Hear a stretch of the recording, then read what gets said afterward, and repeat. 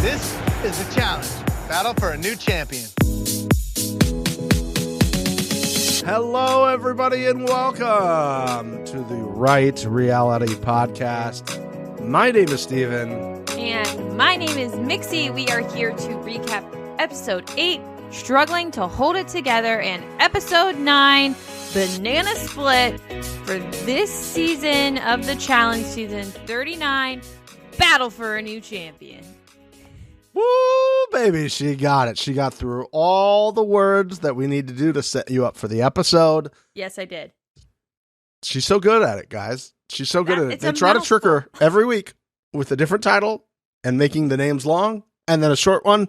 But you know what? She's a professional. She's an athlete. She got through it. And that's what we're here to do. Oh, Yes. Love it so much. Hi, Mix. Welcome. How are you? I am great. How are you? You've been sick. I have been sick. I'm fighting through for the people at home. So if I sound a little off, I might sound a little raspier, a little sexier. Ooh. Don't Oh, worry, shit. ladies. Give it to him. You know, I'll start an OnlyFans just for me to be sick and talk to you. That's what it is. We won't tell your husbands, though. It's fine. Yeah. Or It's wives. our little secret. I don't know. Yeah, it's fine. It's fine. I'll do cameos or something like that. Ooh. Oh, very good. Well, welcome, guys. Let's get into it. We're not going to spend 10 minutes like other podcasts do just talking about random shit before we start talking about the show. In case this is your first time finding us, welcome and hello to the number one. Coming up on this week's episode, we crack another investigation. And this one, boys and girls, is a far more serious one. And it will have you questioning everything you think you know about the challenge. I'll give you a hint. How does someone swing a glass, break a glass, and not get kicked off the show? Oh, I can't wait to dive deep. So if you think that camera cut early, yeah, it cut fucking early because she swung the glass and it broke. And she's still on the show. We're just exposing our thoughts right away. Exposing. We're hooking you in. It's a great hook. So stay tuned. Also, a follow-up to last week's investigation about Outfitgate that clearly had wide-reaching impact at Burnham and Murray and MTV headquarters. Yes. Because, I mean, obviously something happened. Yes, it did. We get into Glasses Gate again, which again I think I've cracked. And finally, Moriah's BS comes to the forefront. Hooray! Finally! And it took till episode 9, by the way. There's so much in episode 8 that pissed me off and no one said anything about it! Repercussions! Yay! Yay! You can't just get away with things because you're hot. Yay! You can for about 8 to 9 episodes, though, but eventually it will catch up to you. Yeah. Oh my God, how did they know? I thought we were keeping a pretty secret. No, you weren't. Weren't even trying. That's true. I don't think they were trying. They just No. weren't. No, they weren't. Okay. All this and more on the Right Reality Podcast. Oh my God, we got a lot for you. This is where I knew that they were setting the tone for us in the next couple episodes that we'd be watching. Because things come in threes. Mhm. I have Michelle crying at the beginning of the first episode. Yes. Jay apparently hates the number one because he wants Zaza out, he said. Yeah. And What I the guess hell? Asaf is a romance professional, air quote, unair quote. I mean, that's all I could write down because my brain was spinning. Well, please tell me that we are going to discuss the fact that we saw Michelle in an ITM and she's in her classic little spaghetti strap shirt. Then we get some more show. Then all of a sudden Michelle is in a long sleeve blue shirt in an ITM, and then more. And we're back to spaghetti strap Michelle.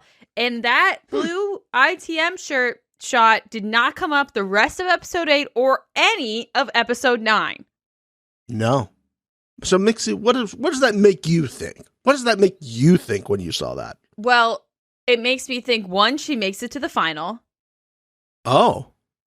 I think that because she's, like, I feel like they probably did all of these ITMs, and then they got to the final, and then they did all the ITMs with people in the final.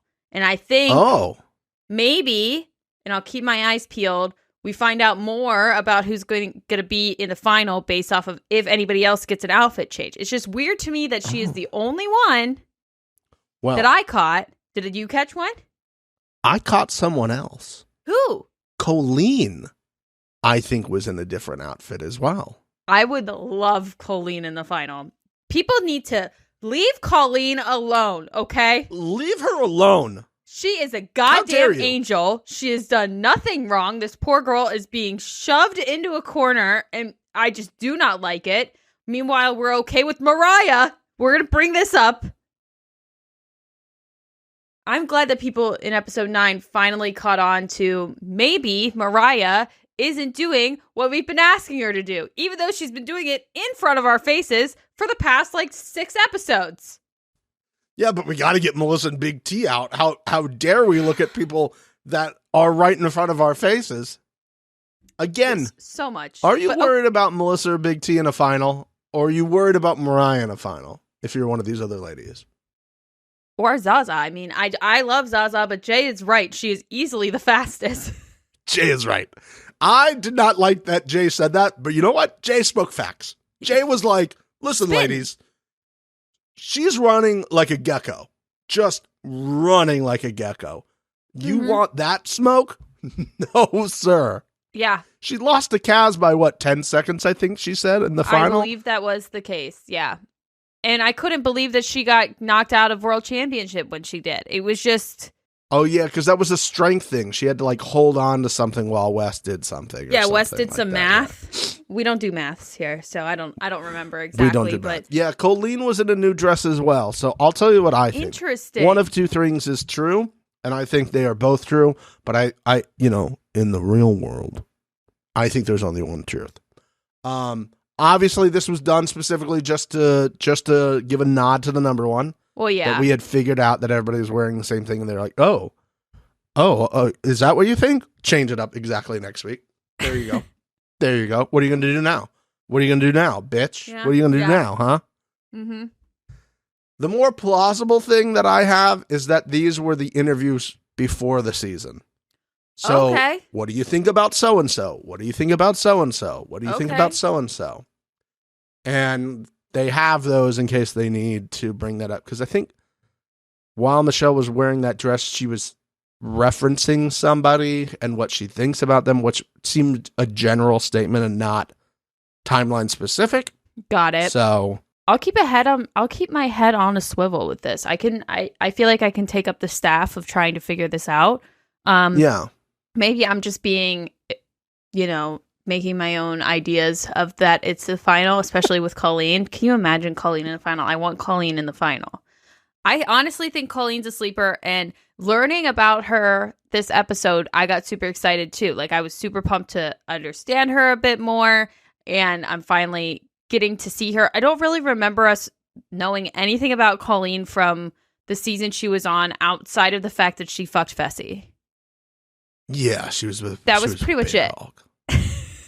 Yeah. And then she's with Emmanuel at the end of the second episode. We learn they hint to it during this episode.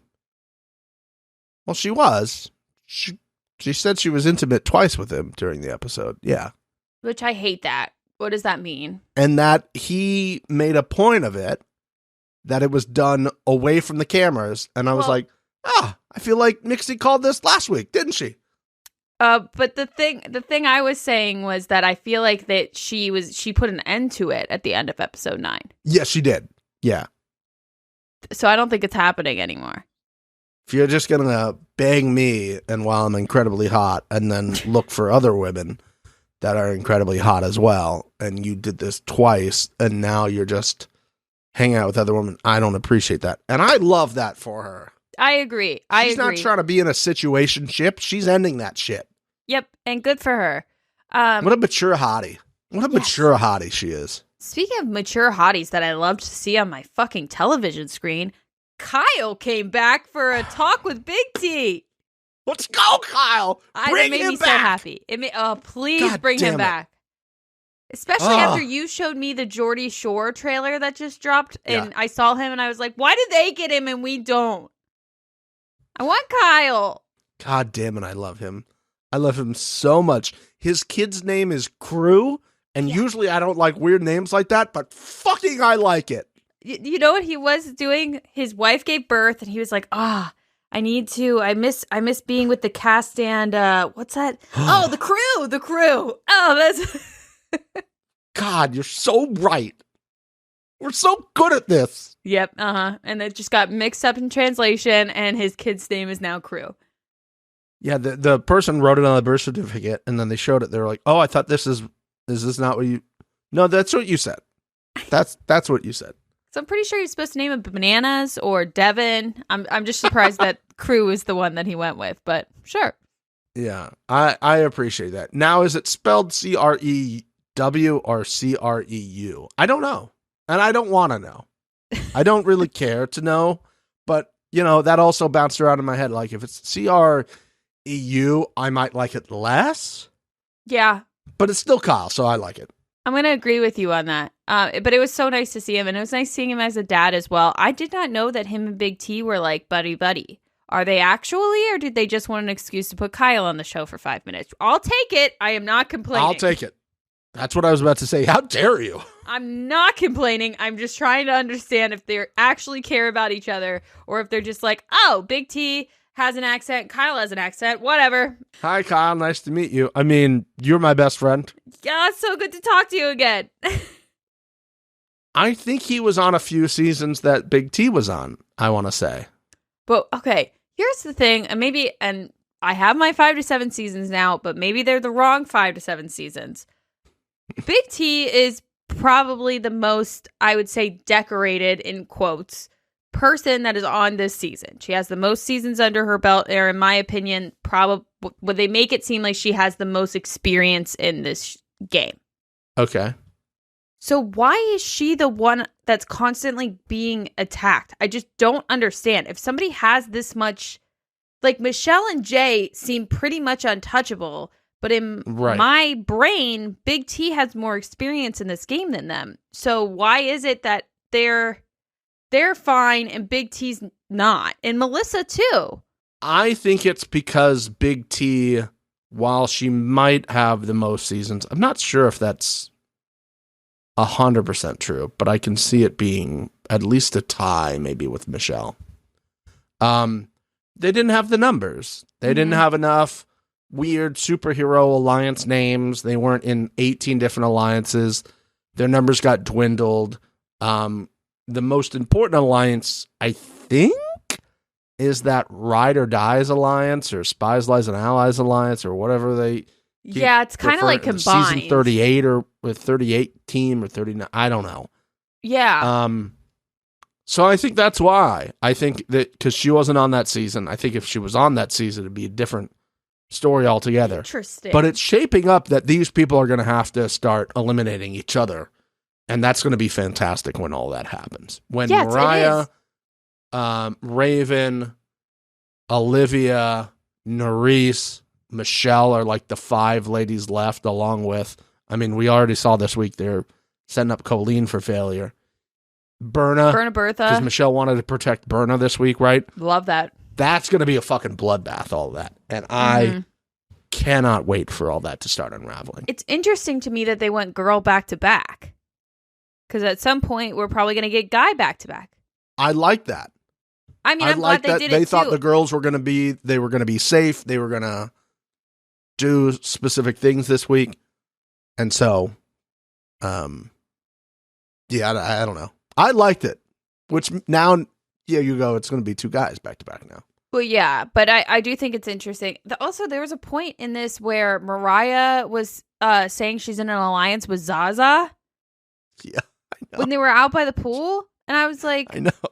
Why did last week we had a whole fucking thing where Corey is being a part of 2 alliances and we're questioning him and he needs to prove his who he's actually working with, so he throws Melissa and Big T under the bus. But Moriah can do whatever the fuck she wants, not only with 0 consequences, but no one even bats an eyelash at it. They don't even question her until the end of next week. Yeah. That we're talking about, where they were like, oh, yeah. Like, somebody brought it up, and they're like, oh, yeah, that is weird. Like, are you guys paying attention at all? Was it Olivia? it might have been Olivia. Do you think this And could maybe potentially this is be? now- Yeah. This now is starting to... Because we all know that there's been fights on Twitter with Olivia versus Yes. basically all of these other girls. I think Michelle's cool with everybody, but outside of what I've been seeing, it seems like Nerys and Moriah specifically fucking hate Olivia. And you know what? I don't even need to know what the fuck's going on. Team Olivia, ride or die, all fucking day long. Jesus Christ. I mean, as of right now, yeah. I thought it was very interesting. And again, I'm writing these notes. I watched episode 8 and then watched episode 9 after. So obviously in episode 9, thank God some shit finally starts happening with this. Obviously, it doesn't actually happen, but at least conversations are happening. And something is going on with that. The downfall of Moriah is what I'm cheering for. Oh, yeah. I need that to be a episode name, you know? Yes. Banana Split 2, The Downfall of Moriah. Something like that. That's what I would like, please. And thank you. I like that. Speaking about awful conversations, Corey talked to Melissa. Oh, yeah. Melissa called him a cunt later in her other interview. Love it. And it's probably because he just pulled out the same script that he used with Michelle.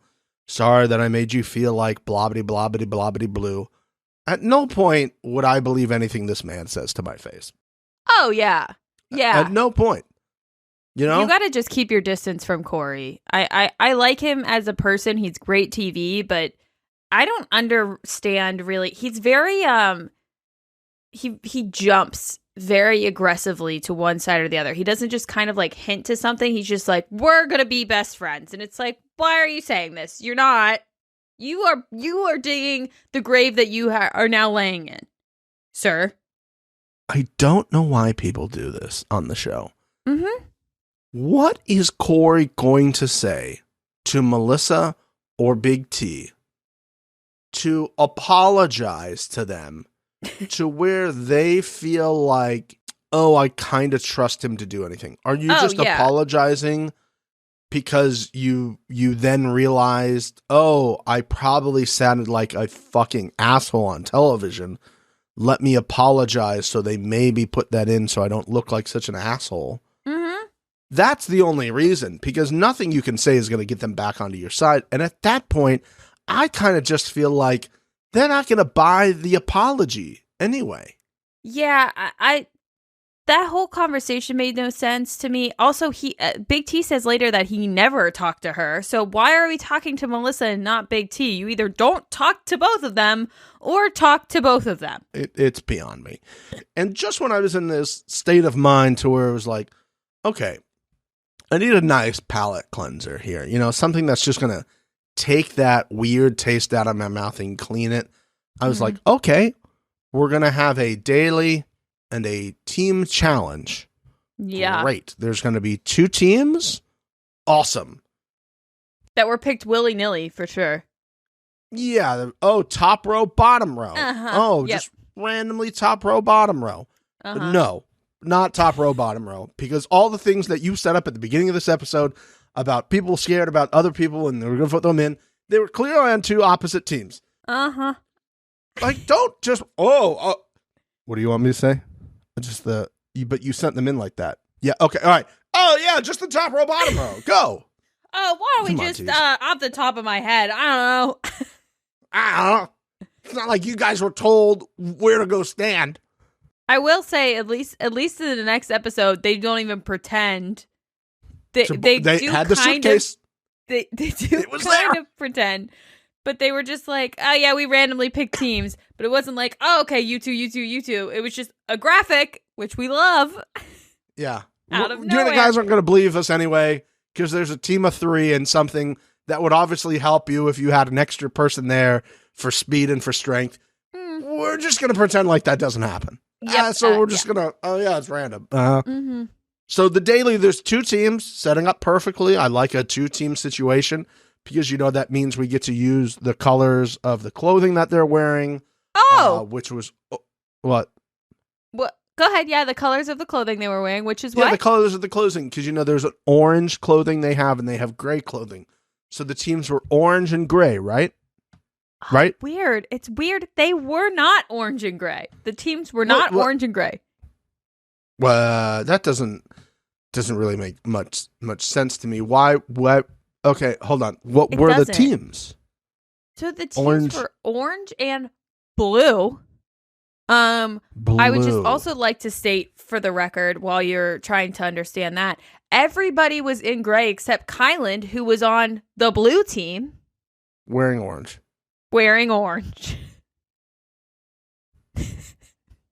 So, like, this is a very interesting period of time where everybody's going for the chains and we're all pulling in random directions. You have absolutely no idea who is on what team or what direction they're trying to pull it in or who's winning.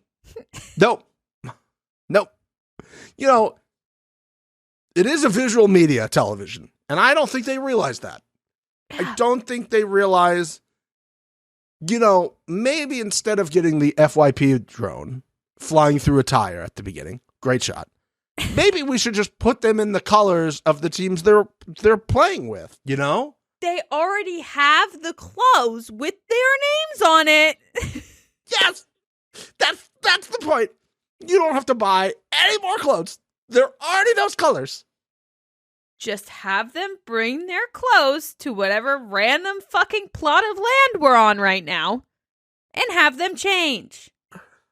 Why is everything else on this show like so thought out? Beautifully built and decorated. You redo the entire house that you just had, and we've just run out of money to think about putting them in like colored things. There was no money needed, though. That's the thing. There wasn't even money needed. And even if they forgot, and we get to the point where we're breaking everybody into their teams, somebody has to recognize, okay, we forgot. Let's send probably one of the 15 PAs that are just standing around because we had to get them to come here to help us move all this random shit into a pile in the beginning.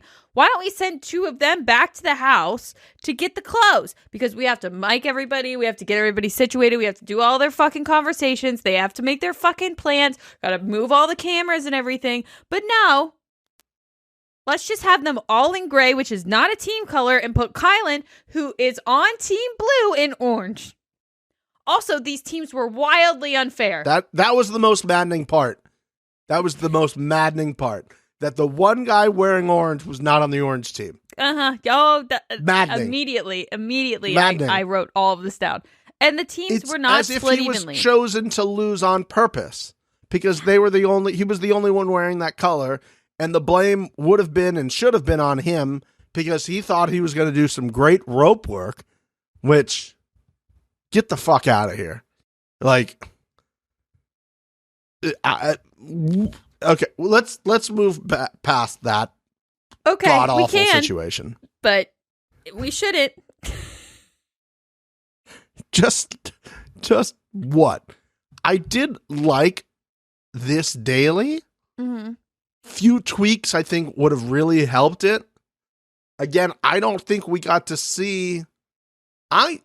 We saw more of the conversations that took part before this daily and them pulling that chain than them undoing everything. And I didn't really like that, which just makes me think it happened so quick that they really couldn't edit around it. That's what I'm thinking here.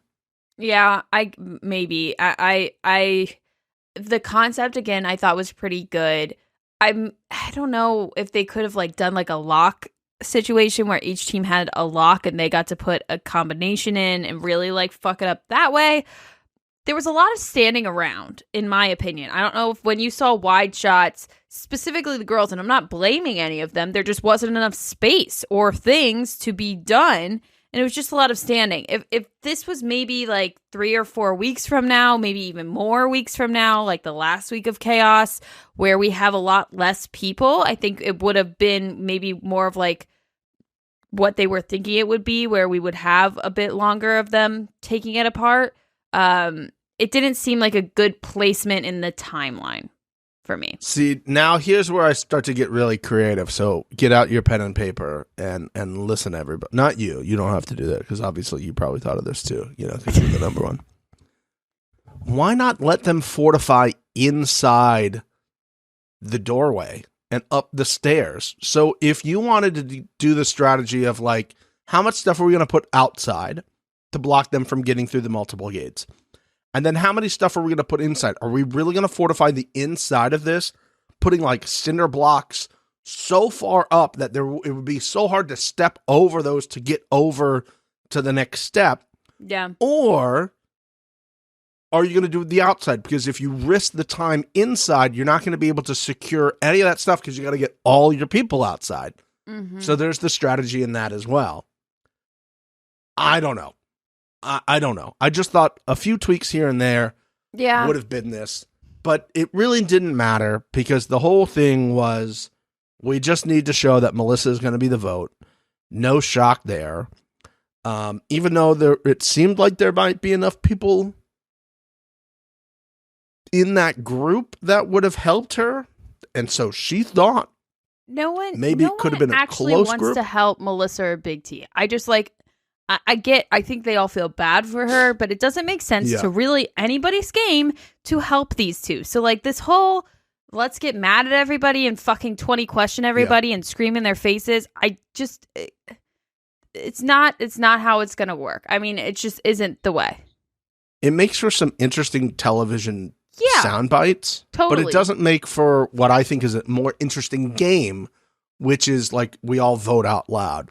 The more interesting game is anytime you need to do this, CJ comes by with like survivor paper and you write your name on it. You write the name you want on it and you pull it out. It makes for a much more interesting game that way. Yeah. If you're part of Alliance where there's some strong guys or girls and you think maybe this is the week to pull the trigger, you can do that. It makes for much more interesting eliminations in the middle of the season because I think this is the reason I think people are writing that the ratings are going up. The vets are there. It has nothing to do with the vets, guys. It has nothing to do with the vets. I don't believe. I think it has a lot to do with Moriah, personally. I think Moriah fucking the Jolly Green Giant is really what is causing a lot of this shit. The ratings boost? I think it's just, you and me can sit here after doing how many versions of a flagship season? I think this is our third. The real game does not start until almost halfway through the season. Because the first half is just getting out the people that don't have much connections, who are weak, that are not your friends. And when it starts to get interesting is like probably 2 weeks from now, where I just said earlier, like Moriah, Olivia, Horacio, Nerys, all these people who are friends are going to start having to vote each other out. So now is when I can get in and be like, Jessica, I don't need to know any of that shit that happened at the beginning of the season. It's all irrelevant to this point here. You know, the one alliance got all their people out. Now it gets interesting. Yeah. So. I mean, there is bits of this episode that were interesting, like Berna Bertha double fisting polls with a wedgie going an unprecedented 3 for 3 and once again becoming this week's Pass of the Week.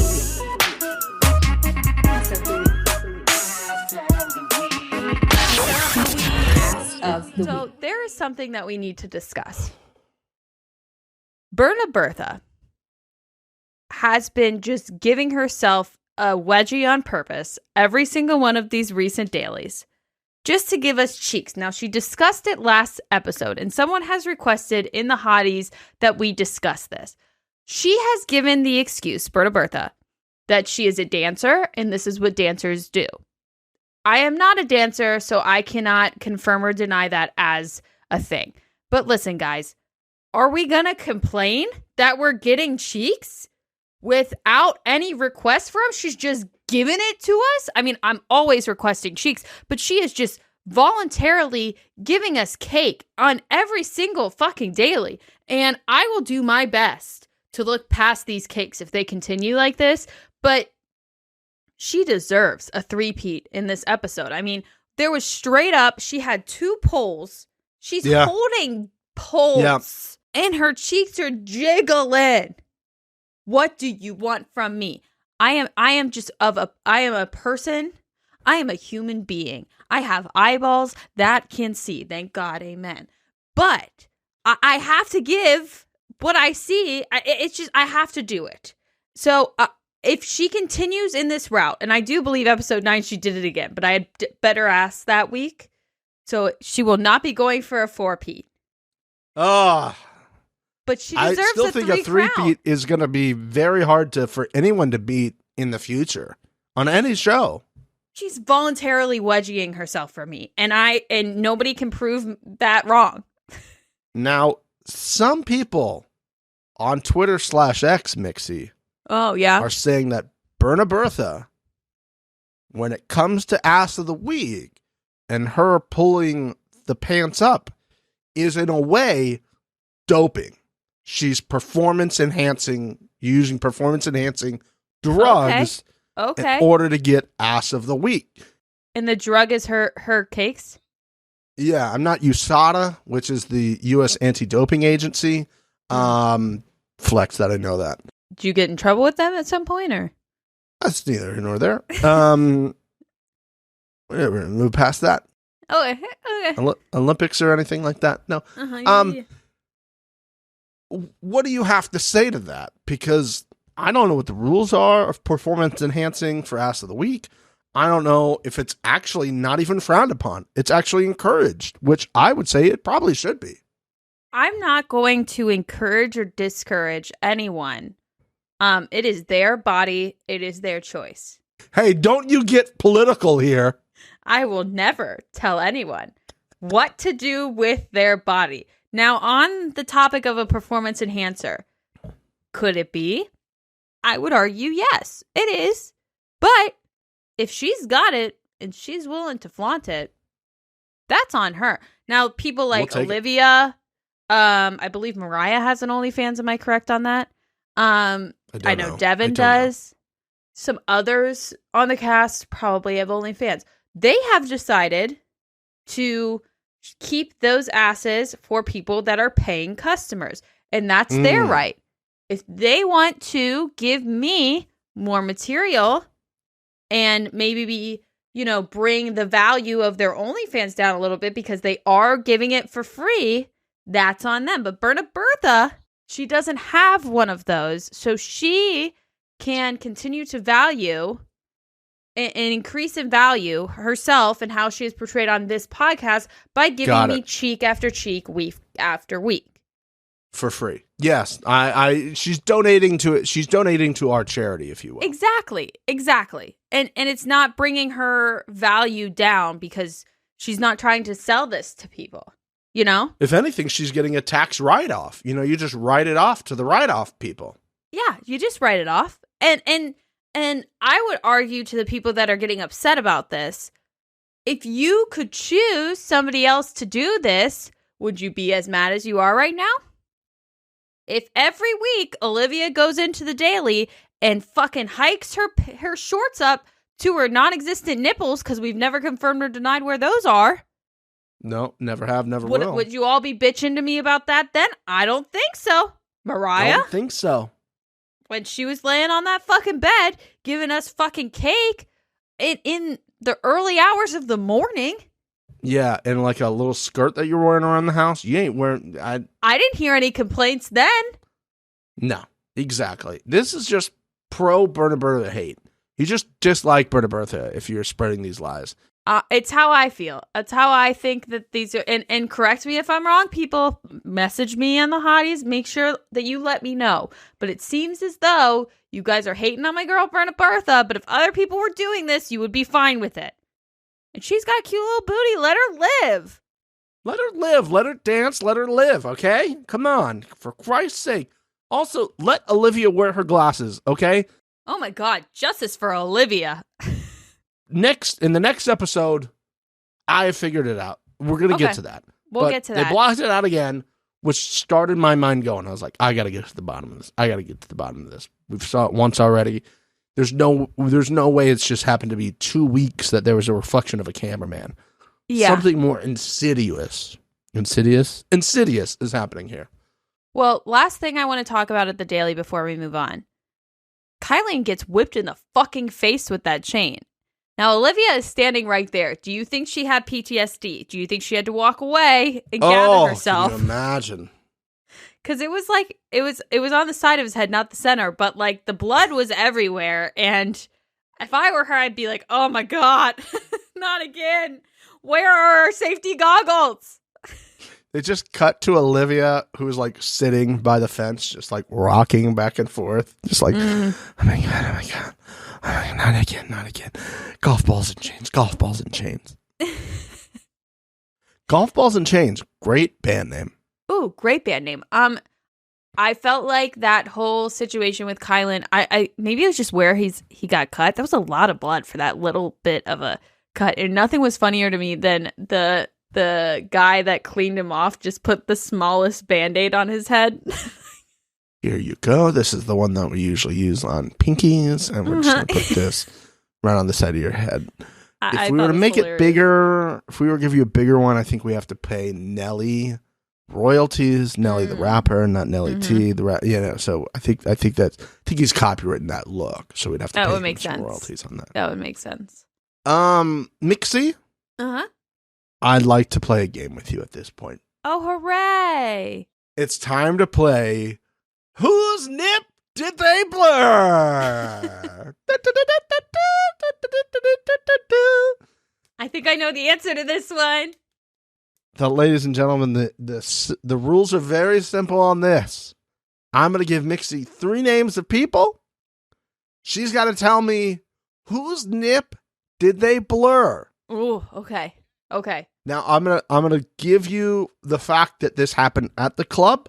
So we're looking for people's who nips were blurred at the club. Okay? Yes. Here we go. Yes. Here we go. Our first contestant is Nerisse. Nerisse. Was Nerisse's nip blurred? Our second contestant is Bertha. Okay. Bertha. That is the second contestant. Okay. And the third contestant in this week's Whose Nip Did They Blur is Moriah. Moriah. Okay. So you have 3 people here. Nerisse, Bertha, or Moriah and Mixie. I now throw it over to you. Whose nip did they blur? So, now, everybody, if you missed it, I can understand why you would immediately be going to someone like Moriah or Nerisse. They have a tendency to wear shirts that mathematically, geometry-wise, XY axis, their nipples are probably out, right? But we had a sneak attack. My girl, Bertha, got that nip blur. She was wearing that like sweater thing that I have never purchased, and now I'm going to go on a side tangent.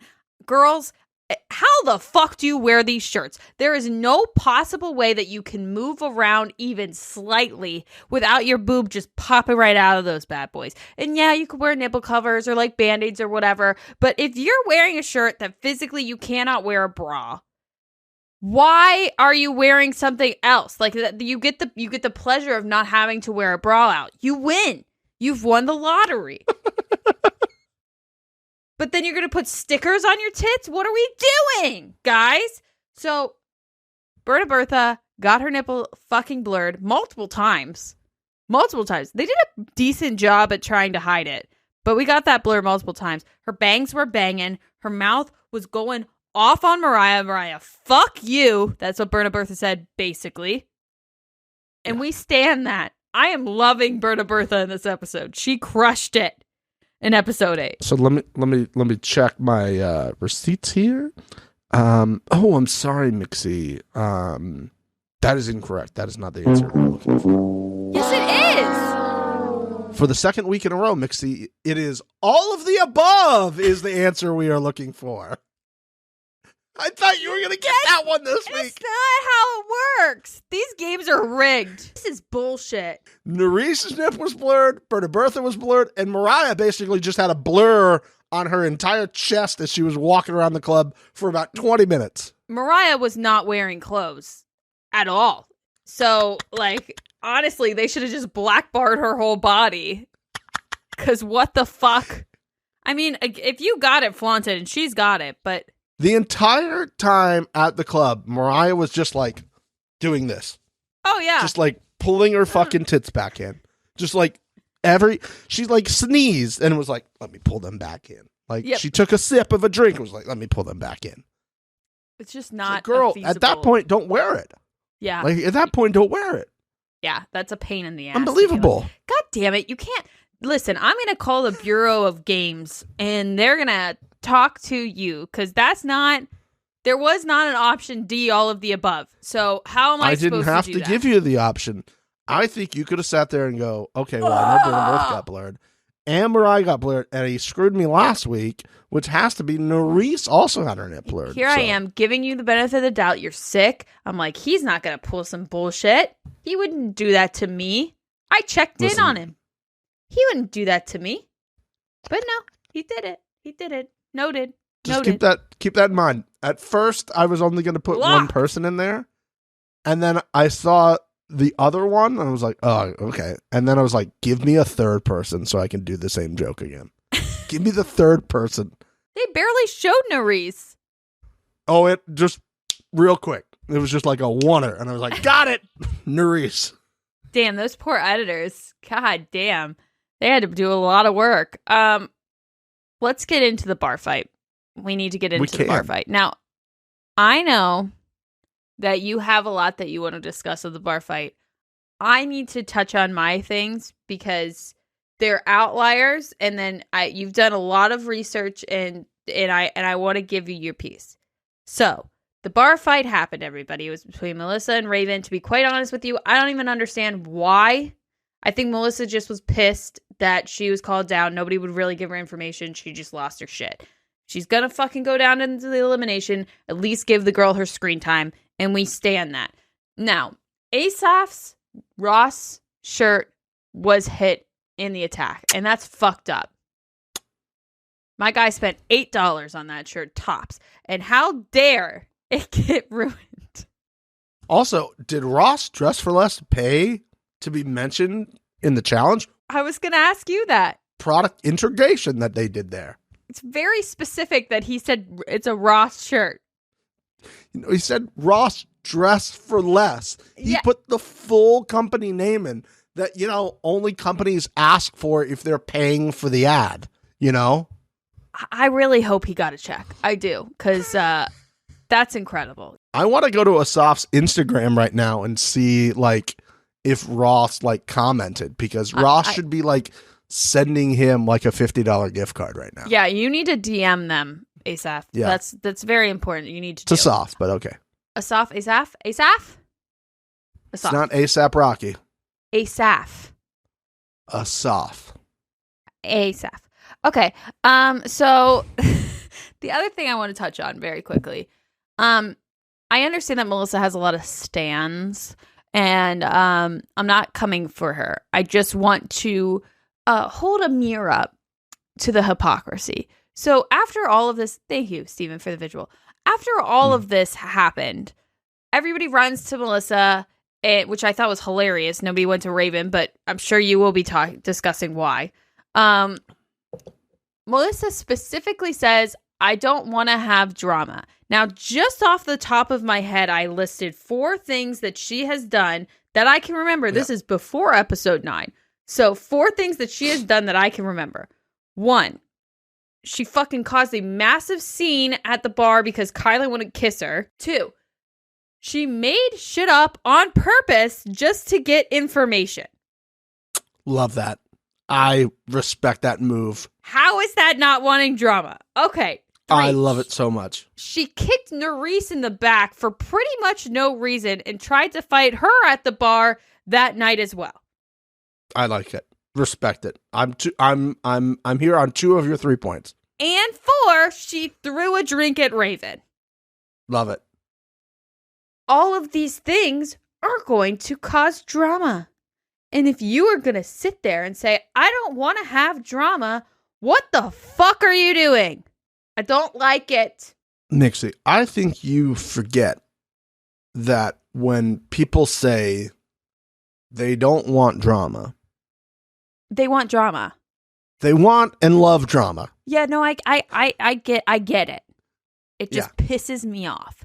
Don't act like Don't act like you don't want it. Don't act like you're, oh no, oh no. You fucking did this. You've done all of this. And to be honest with you, all of the things I listed up until this point are some of the reasons why I think people keep putting you in. If she had gracefully taken her first nomination, talked to people about why, tried to get in with their alliance, but that's not what she did. She what? Oh, she caused drama. Nobody wants to be around that. Corey even specifically says it's great that there's drama that doesn't involve him because he's now off the hook. Well, for now, until next week, where I'm sure he'll be back in. No matter, it's the same thing I just said about Corey earlier. They were going to put her in if she apologized or not because she's not part of that alliance. Totally. She could try to get in, and they would let her in. She'd be the last man on the totem pole and the first one out. So I think she is very smart, and she knows what she's doing, and she knows that, like we've said before, some people are playing for not just one season at a time. She understands that this is the type of stuff that might get you brought back if you go in there, stir things up a little bit, you create a little bit of tension in the house, right? That can get you back in the house. So she's never going to win like this, though. She'll never win. No, but can she win this show? Olivia, I don't know what's going on, but Olivia says that she's concerned about Melissa and that Melissa's like a dark horse and she's really good. I think there's that mom strength thing that people forget about sometimes. You get that mom strength. I don't, long term, short term, I don't understand this gameplay. Outside of, and I agree with what you're saying, she wants some screen time and good for her. But I think there's a way for her to get that screen time and still extend her time on the show to get paid more, to potentially make it to the final, and to potentially win the goddamn show, which is the money that she needs for her kid that she keeps bringing up. But what do I know? What do I know? Nothing. And you don't know anything because Steven is going to tell you what you need to know about this fight. Yes. So for those of you who don't follow us on Twitter /X, whatever, get over Elon and just get on there to see all the exposure as it happens in the moment. As I was watching this, when I watched this episode on the screener, it stuck out to me that they cut out of that wide shot of the two of them. Melissa throws the drink in. If you're watching on YouTube, you're watching it. She throws the drink. Raven comes back and throws that, and you can see her arm come back as if she's getting ready to launch her arm, and they cut right there. And then the next shot is people in the corner going, "Oh my God." And when they cut back, the security is already in there pulling people away. And if you look at the security guard who's pulling Melissa away, his face is like, "What the fuck are you doing?" to Raven. And here's where I'm going to slow it down. If you can see right here, Raven is holding a broken glass. The wine glass she threw the wine in Melissa's face is now shattered, and there is glass on that chair that you're looking at right now. How the fuck did this happen? She threw it, and then I'm supposed to believe she didn't cock her arm back, and then she didn't swing a glass at her. And here's where it gets even better. Next week, on the episode we just watched, so what episode number is that? Whatever. The 9. second episode that we're recapping, they play that video a little bit further, and here's the video from that. And look what you see. The arm is coming through with said glass. She swung a fucking glass at Melissa. Yep. And doesn't get kicked off. Yep. She swung a glass at Melissa and does not get kicked off. Well, she threw a drink at her. She threw a drink at her, boys and girls. She didn't swing a glass at her. Yep. Okay? As far as I remember, that is easy kickoff. Yeah. Isn't this how Fessel went home with Josh? There was something about a broken glass, like somebody threw a glass on the ground or something like that. and they sent Fessy home and not Josh, who I think was the instigator of this or something. Mm-hmm. So you can sit there and go, well, Melissa caused her to do it. Nobody causes you to swing a fucking glass at another person. I've been reaching out to try to get more clarification. Nothing is confirmed. Mm-hmm. But this is what happened. This is clearly what happened. They cut out of it. Allegedly. Because they didn't want to show it. I tweeted about it. Yeah. Somehow Raven didn't respond to it, even though she was responding to other tweets that week. Mm-hmm. Makes me feel like maybe there's some guilt in part of this. Well, and again, as I adjust my mic, sorry about that, I think she swung the glass and she should have been kicked off immediately. Like, how is this even a conversation? The more interesting part is you see production taking Raven like away and into a back room. Mm-hmm. And they never do that. They just like will have security people step in front. Separate them. And so they can still yell, which they did, but they like took her out of there like immediately. Yep. And I'm wondering what the fuck happened and how nobody sat there and went, yeah, I mean, we don't have a choice. Like, how can we tell these other competitors over here that we're going to be, that you can't do anything? And they literally watch this happen and we don't kick her off. Yeah. I mean, my only thought on this, I agree with everything you're saying. She should have been kicked off. My only thought is if she went, then they can't have an elimination. Or if they do have an elimination, then they're one extra girl down. Although Big T did beat Casey. So, or I'm sorry, not Casey, Cocaine Kaz. She beat Cocaine Kaz. So we do have an extra girl, technically speaking. But I personally feel like it's because Casey was there and Casey probably had to leave. And there you go. You have completed the reasoning that I was thinking. They thought, well, we can't get her out because then we will look like we'd have to kick both of them. We'd have to kick Melissa and her at this point, right? Yep. To make it not look like we were encouraging people throwing drinks at each other. Mm-hmm. So you get rid of two of them. That's your elimination. And then you have the extra. And now you have an extra person coming in to do an elimination that you don't really have somebody for. Yep. And I do think this is the conversation that happened. I truthfully believe they went, well, what are we going to do about elimination? Usually we can say there's not elimination tonight. You guys are safe. Don't worry about it. Because we've paid for these people to come in. We're going to promote that we have these people coming in. Mm-hmm. We can't just not do that now. Which to me is insane. I think that figure out something. You got a couple weeks to figure out the other process of this, you know? Yeah, I mean, I think that that's probably what happened. In my opinion, they should have gone through with it. They should have kicked Melissa and Raven. They should have gone through with Casey elimination, and they should have continued forward with the rest of it and just been one extra girl down. Or two extra girls down. Well, technically, no, one, because like I said, Cocaine Kaz didn't beat Big T the first time, so we technically have an extra girl. Yes. So, and that's what we've been saying since the beginning of this, is production needs a certain number champions to beat these people. Mm-hmm. And so they messed on one. I just don't know how you can sit there and ever kick anybody else off at this point after you've tightened up the rules about what you can and can't do. And then she swings a fucking glass at her. Well, and it breaks, and you see the glass falling on the chair. And we're just going to go, oh, yeah, it's because she threw a drink at her. Like, we're not going to kick any of these people off. My other thought is that maybe Raven didn't do the action towards Melissa and just like broke it on the table next to her, and that was able to be her alibi. But again, what you said about Josh and Baby Hulk, it doesn't really add up. I mean, she's clearly holding a broken glass. So she's holding it. She's holding it. So it's not like she picked it up and was like, I'll fucking cut you, bitch. Uh-huh. Like, you can see her arm going forward, and then I'm supposed to believe that it magically broke somehow. And then she's just holding it. Like, it doesn't make any sense. Again, the thing that gave it away is they cut out of that shot so quickly. Mm-hmm.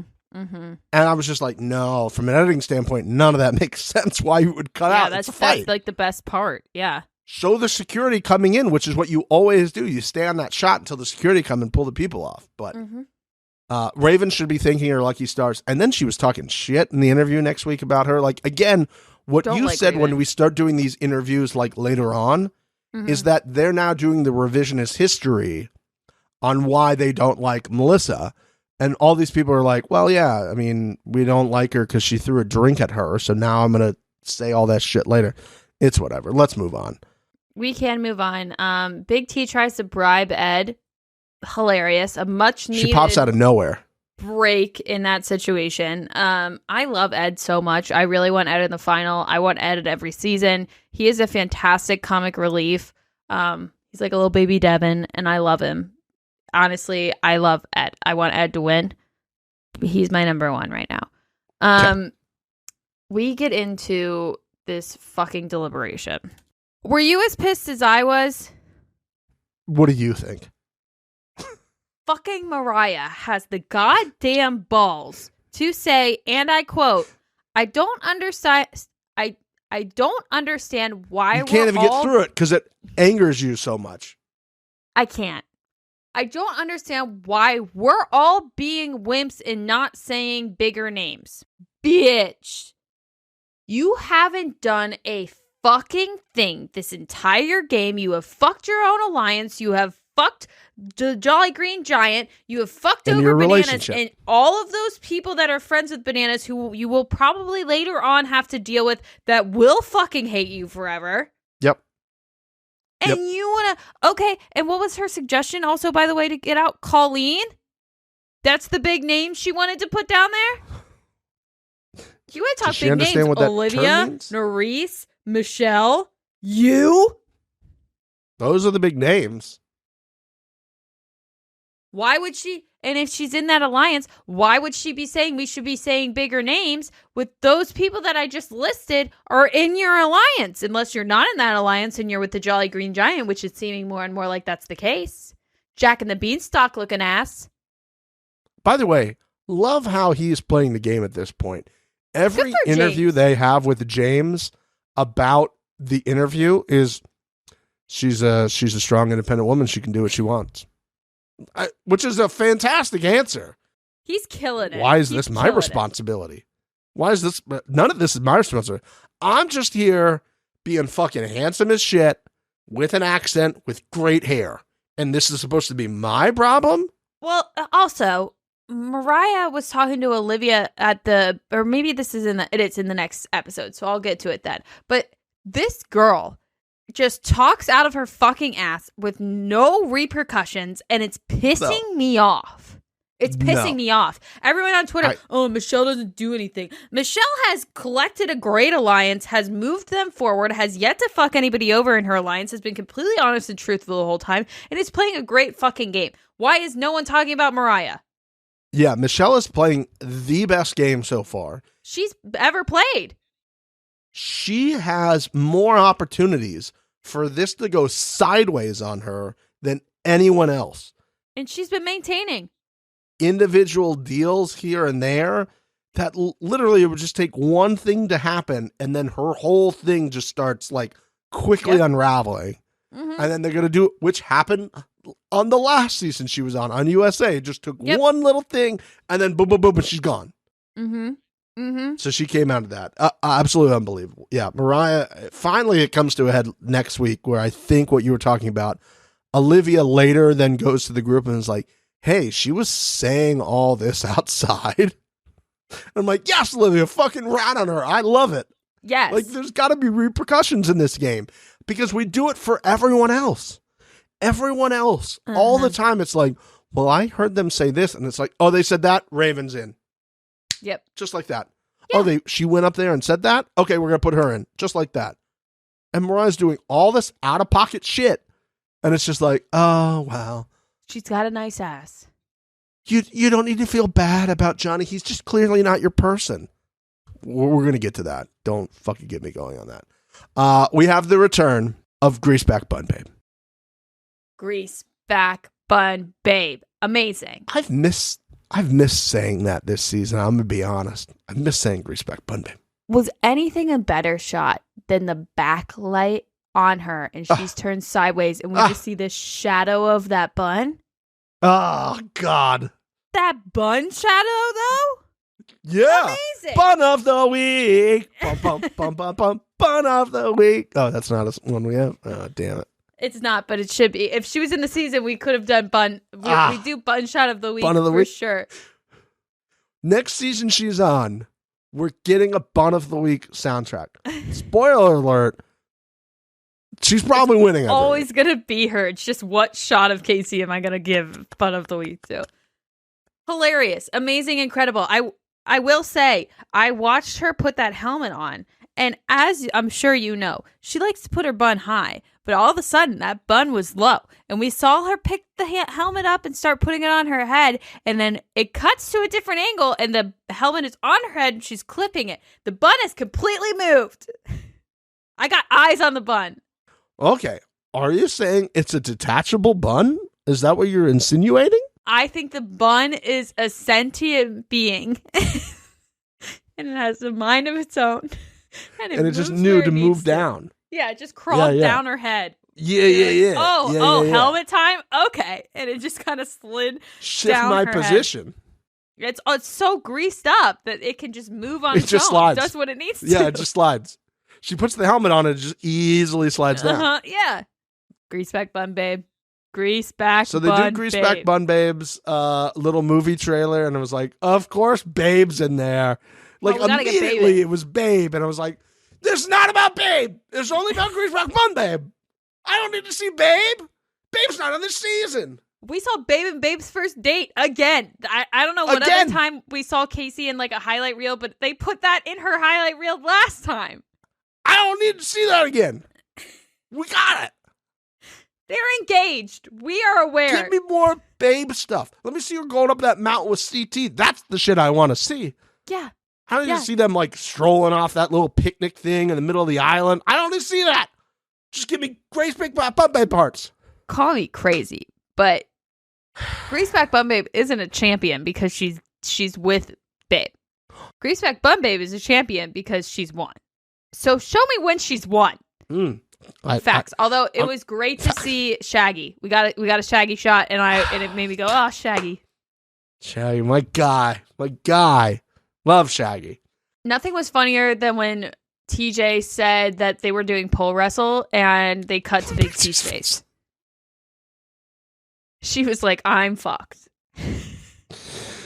And she was. Again, if we're saying that these are not set up for the specific people that are involved to make sure we get them out, we're lying to ourselves, boys and girls.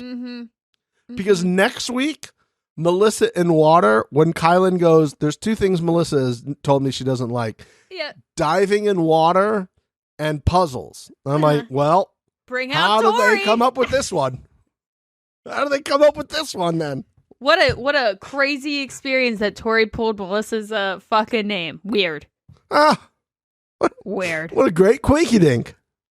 Well, I will say we did get a slow-mo jiggle of Big T's butt while they were playing pole wrestle, and I almost gave her ass of the week. But Bertha gave me bare cheeks. You know I gotta do what I gotta do, okay? I'm aware of the rules that I'm giving it a shout-out, but like, fuck. Yeah, I appreciate that. Damn. This was to say that Casey played with her food would be putting it lightly. Casey won the first one, which seemed rather easy. And then the second one seemed to take longer. And I would have believed it if they did not show me the shot of like Casey just standing over Big T and with just like holding the pole and not doing anything. I respect Casey enough to not say that she threw the second one, knowing full well that she was going to be easily able to win the third one, so she didn't embarrass Big T. I'm not saying that. We wouldn't say that because that would be a fucked up thing to say. I have a question, Stephen. But maybe I'm kind of saying that. but maybe I kind of just said that. Allegedly. Yeah, I wouldn't say that out loud, but I might whisper it. Everybody that watched that episode saw fucking Greaseback Bum Babe give Big T that. She played dead at one point. She just was like a fucking like limp, but still holding on to it, and was like, "All right, fine." I was like, "Is Greaseback Bum Babe conscious? Is she conscious? Yeah, Wake up, Greaseback Bum Babe. You have Babe to go home to." I did have a question. Mm-hmm. Have people underestimated Big T? And I ask this because I just wish that 12 different people would say it during the elimination, so I would know that people are underestimating Big T. And you would think with the amount of people that we were shown that said people underestimate Big T, she wouldn't have been down there. But it's weird because she was. So I don't really know how to respond to that other than to say you're correct. That's kind of what I can make out of that. Greaseback Bum Babe said it 3 times. 3 times in three separate situations too, because they showed her saying it wasn't just a voiceover. They showed her saying 3 times. Now, again, not that I would say she gave her the second one, but if she did, and then said, "Don't underestimate her," look, she got it once from me. I mean, I don't know. I mean, you might be trying to hype your girl up. I like that. I respect that move. Yeah. But I don't think anyone's going to be like, "Oh, yeah, maybe we won't do it next time." Like if Big T won, they weren't going to be like, "Well, you know what we shouldn't do? Put Big T Send her in there, especially when we don't have to go against them." That's the other thing this year. Is you don't have to go against them. So it's not like you're going to put somebody down there and they're going to be pissed that you put them down there and they get to pick you to go down. Yeah. No. They're going against the champion and they don't give a shit. Yeah. So it's just so much easier to say the same names over because it's not like you have to do anything for it. Mm-hmm. And if that person comes back in and unless this week where there's a much smaller chance of you being able to get someone's name in the first time. But that's neither here nor there. So last thing I want to touch on before we move on to episode 9. Yeah. Because it kept hitting my ear throughout this episode, and I'm curious if you caught it. Jay mentioned beating CT at least 3 times. And then again mentioned his worry of seeing CT. Are you trying to insinuate that when CT shows up, Jay will be in there with him? Is that what you're getting at? What I am getting at is I think that we are getting a massive Jay versus CT foreshadowing. I think Jay won't be down there. I think that CT is going to pull chaos randomly, totally randomly, and call Jay down to get his revenge on Jay beating him. I'm just calling it now. If that happens, boys and girls, I'm just letting you know, I will probably be shirtless watching that. Because that's the only way to enjoy that. Okay? I'm just letting you know. If you see that, you'll just be like, "Oh, Steve's shirtless right now, enjoying the fuck out of this." I think it's super weird that they keep showing Jay talking about it. And they have flashed CT at the end of multiple of these chaos eliminations, like doing his little laugh, swinging around. What do they call it? A mace? Which I never knew that's what it was called. But swinging that thing around. And that's what it was, right? When you pull it out, it's that one. Interesting. Or whether they just send CT in with the chaos thing to begin with. Yeah, just is like, fuck it. It's CT. Yeah. Well, just the last 2 are really going to be, we're in chaos, but at the end of chaos is like super chaos or chaos squared, you know? Yeah. Or glory hole chaos. Or total chaos or chaos Tokyo drift. 2 chaos, 2 chaotic, you know? Yeah. Chaos cuckold edition. Oh, yeah. Yeah. You thought you were going to have any control on this, but CT's going to cuck you and call Jay down. That's what's going to happen. He's going to make Michelle sit in the elimination ring and just watch it. Tie her arms behind her back, put little things in it to keep her eyes open. And then he's going to fuck her boy up. All right, so let's get into episode 9, Banana Split. A lot happened in this episode. Oh boy, did it. A lot happened, and before we get to that, we do have a special programming announcement. Oh, that's right.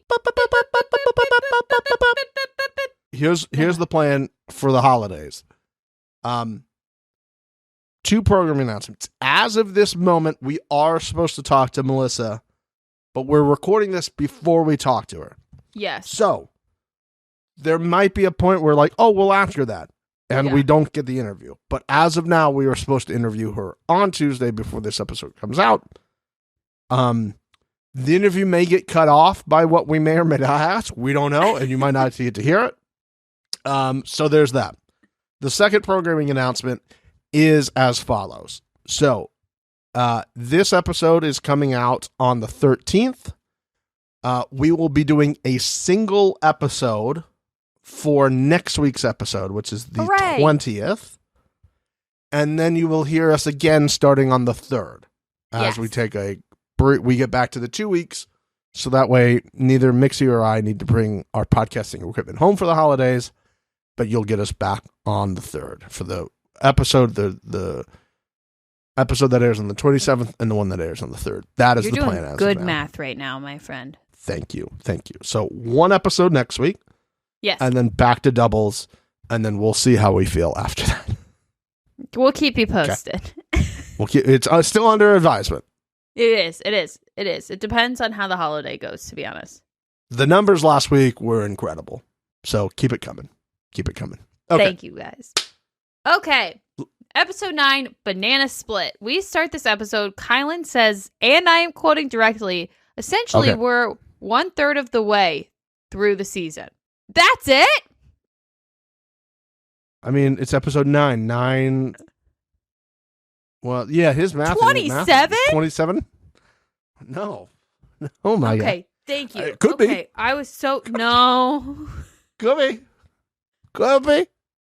These episodes are an hour and a half, and you think they're going to do 27 of them? That is insanity. There is no way that math is mathing. I need you to don't just sit there and laugh. I need you to make me feel better that we are way past the 3rd. Okay. Steven.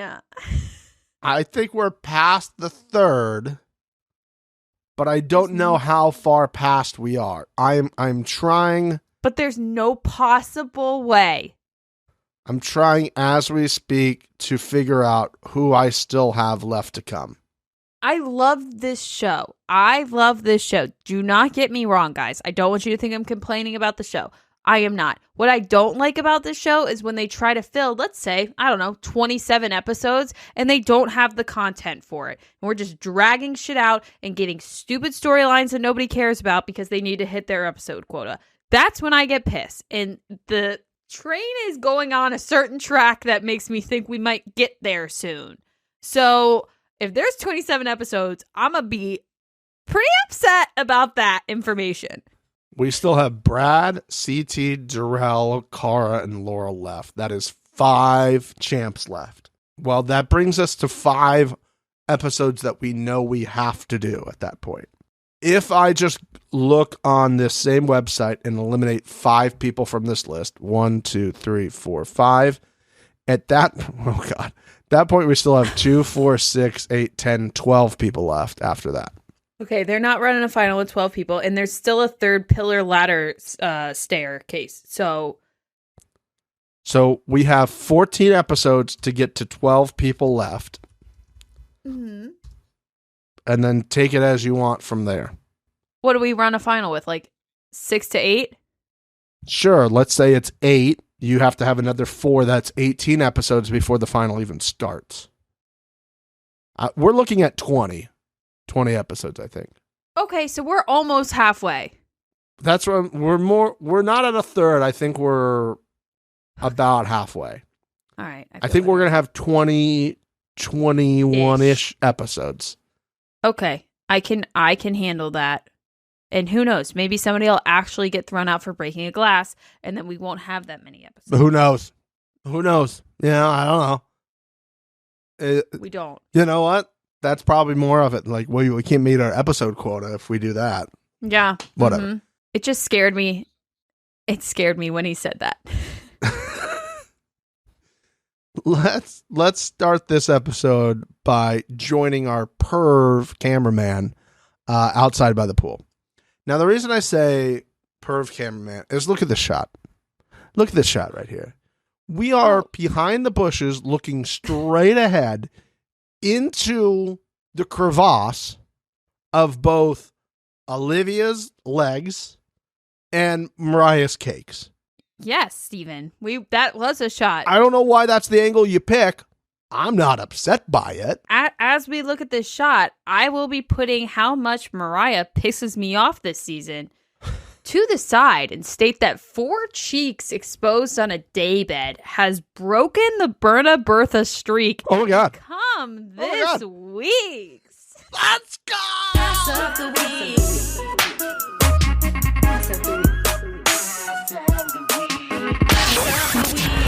Of the week. Pew, pew, pew, pew. That's the sound of the cakes. Pew, pew. From Olivia. Pew, pew. And Moriah. Pew, pew, pew. Yep. Taking down the 3-time back-to-back-to-back Ass of the Week champion. Because this cameraman was such a creep, I mean, he gave me what we were looking for to break the Berna Bertha streak, and I had to give it to him. Had to. There was no other way of going about that. That's just how this went down.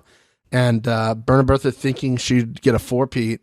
Not going to go that way, Berna Bertha. I'm very sorry. Can't happen. I'm very sorry. Can't happen. Yeah, you got to get this pervo camera guy to follow you around in order to do that. So.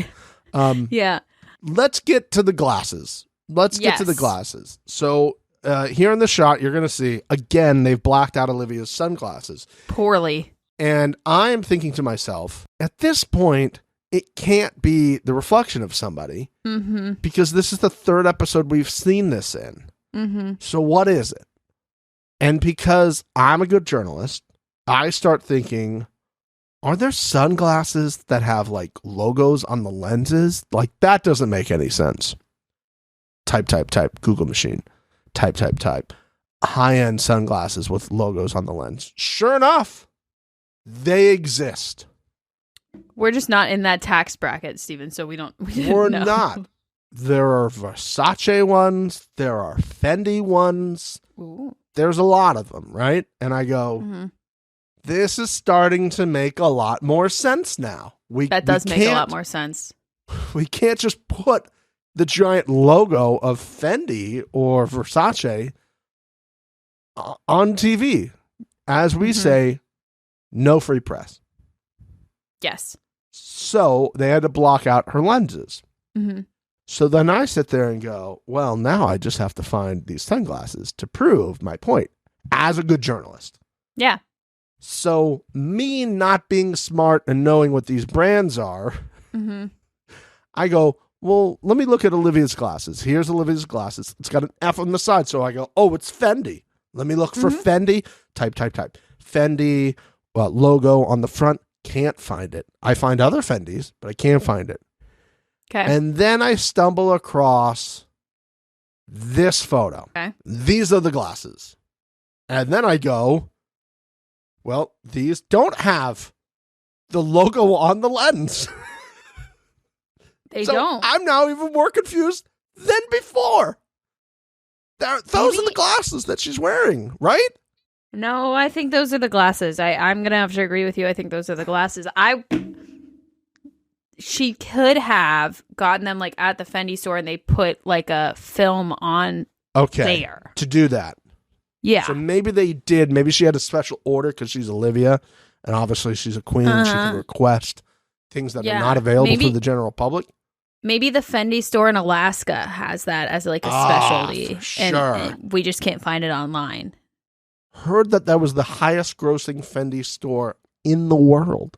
I can only imagine that it is. Journalism. Hell yeah. Okay. I think that we're getting closer.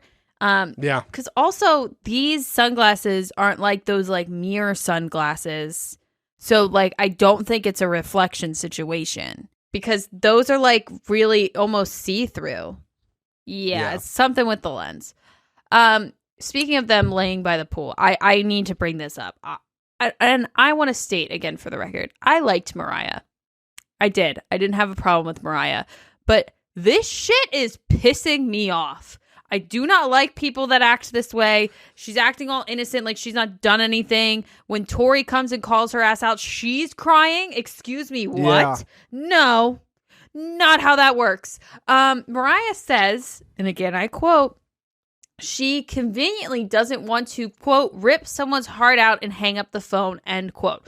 Bullshit. She says Bullshit. on Twitter that she didn't want to force Bananas to deal with her ending things on camera and wanted him to be able to not be forced to like do it through a FaceTime. Again, bullshit. At this point, I think that she thinks she might be able to get away with this. Yep. At this point in time. You agree with me on that? I think it's part of, she thinks she can get away with it. And also, I've never had to deal with any repercussions of being hot and liking who I want to like. And I think she had that conversation with Nerese after her and James spent that first night together. And Nerese was like, don't worry, it's fine. He's just not your person, so you can do whatever the fuck you want. And right there, that was the beginning of me not liking Nerese. Because, like, you still have to break up with someone, as we always say on this show. Just break up. Just break up. And then she chose not to do it. What was the name of her PR team that gave her this excuse in the moment? Nerese and Company. I just, this whole thing is pissing me off. I think that Moriah is doing what Emmanuel is getting called out for, which is just trying not to do it on camera, trying to just act like she's friends with James. And I think because there's nothing that we're seeing in real time of this edit that is like her being like, I'm going to be with James. I'm with James now. Nothing like that. It's more like, this is making me realize maybe I don't want to be with Johnny. It's things like, he's really hot. He's definitely my type, but we're not seeing them actually do anything. There's no, like, I think there was one time where, like, the covers went over them in bed or something like that. But I don't even remember that, but maybe it did. I remember them being in bed together, but, like, they were just laying there. But does that not also cross the line? It definitely crosses the line, but I think she could have played it off as, like, I was drunk and I laid in his bed. You know how it is in that house. You just want some comfort and stuff. All the BS excuses they use. Yeah, and she's hot, so maybe that would have worked. To me, this is just, say you don't want to feel bad after having that conversation with Johnny and, like, kind of screw up the rest of your vacation. That's what it is. She just doesn't want to feel bad after doing it. And if you don't have to have that conversation, if you're not forced to have that conversation, you don't feel bad yet. She only felt bad, it seems like, after Tori was like, yo, what the fuck? Yeah. And then she felt bad. She's just delay. I don't want to do it. I'm nervous to do it.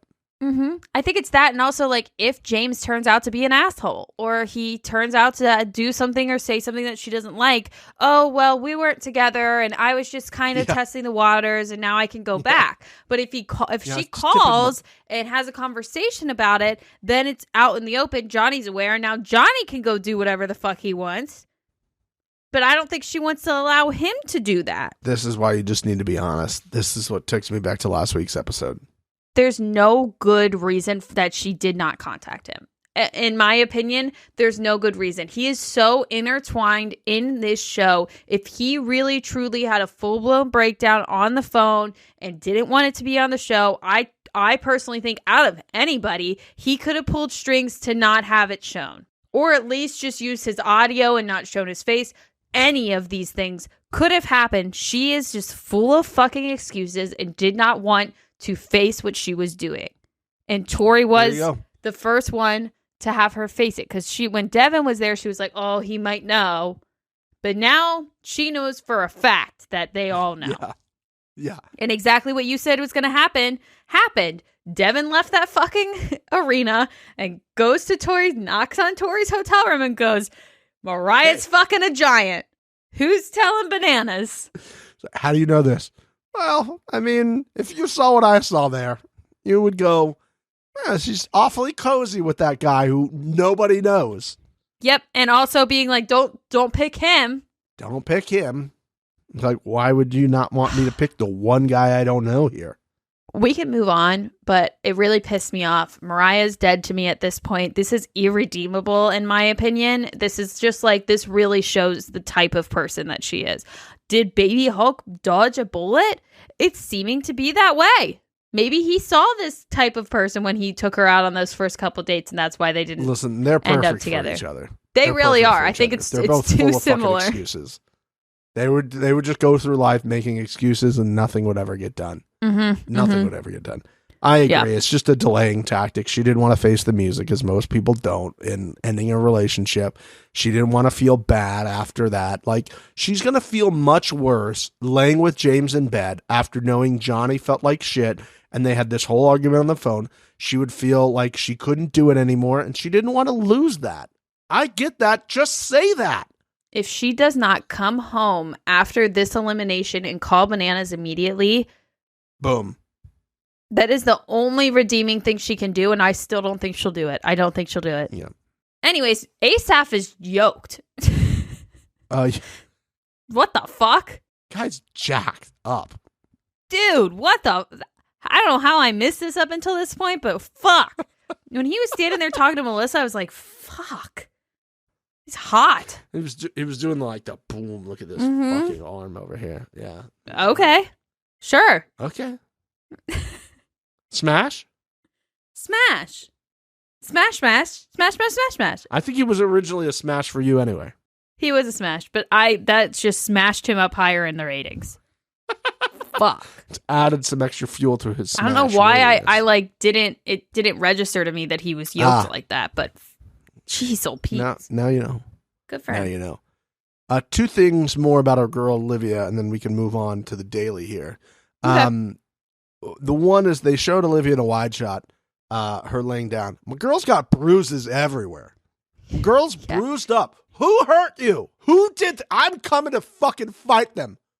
Tell me. My girl needs an iron pill. She just needs some iron. I think she's like me and low on iron and easily bruises. Because those fucking dailies, you're getting fucked up. The girl's got bruises everywhere, and they're not doing her any favors by not shooting that so we don't see all the bruises on her. Don't do that to our girl. Yeah, it's kind of fucked. How dare you? It is awful move. Shit.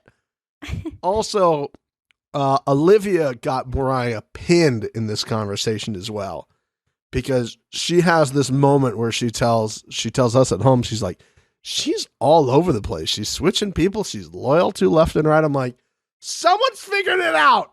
Yep. I'm screaming at my TV. Thank God somebody's finally saying something. And of course it's our girl. I'm just like, does everybody else know this and just not willing to be like Olivia and say it on camera? It seems to be that way when she says it to everybody later and they're all in the room. Nerese is very easy to jump on that train. Jay is like, yeah, I've been thinking that. Michelle's like, I hear what you're saying. I don't disagree. I'm like, where were you guys? Where have you been? We're putting in Melissa and Big T every week. Come on. Come on. I'm happy that Olivia's calling it out. As we should. As we should there. Melissa has some balls on her at some point before the daily. I don't fully remember the timeline of this, but we find out Emmanuel's flirting with all of the girls. I think all of the girls are like, oh, Emmanuel. We find out Olivia and Emmanuel got a little cozy, which not on my bingo card. They had to fix some pipes. You know, that's Emmanuel's go-to. I don't understand. Maybe Emmanuel has great game. I don't get how he's getting all of these girls, but sure. Didn't she say like he was pretty like, oh, he's pretty funny and like something, and a girl can only hold out for so long or something? Yeah, I mean, I'm sure she's, you know, lonely in this house, and we're on episode 9, so we've been there a few weeks, and I can understand a little hang, a little cuddle sesh. I get it. We're all human. They're showing them laying in bed. I was like, what bed is this? Yeah, that big one. I don't know what that is. Not a bed. Not a bed. Melissa says that Emmanuel has a girlfriend and he tried to kiss her twice.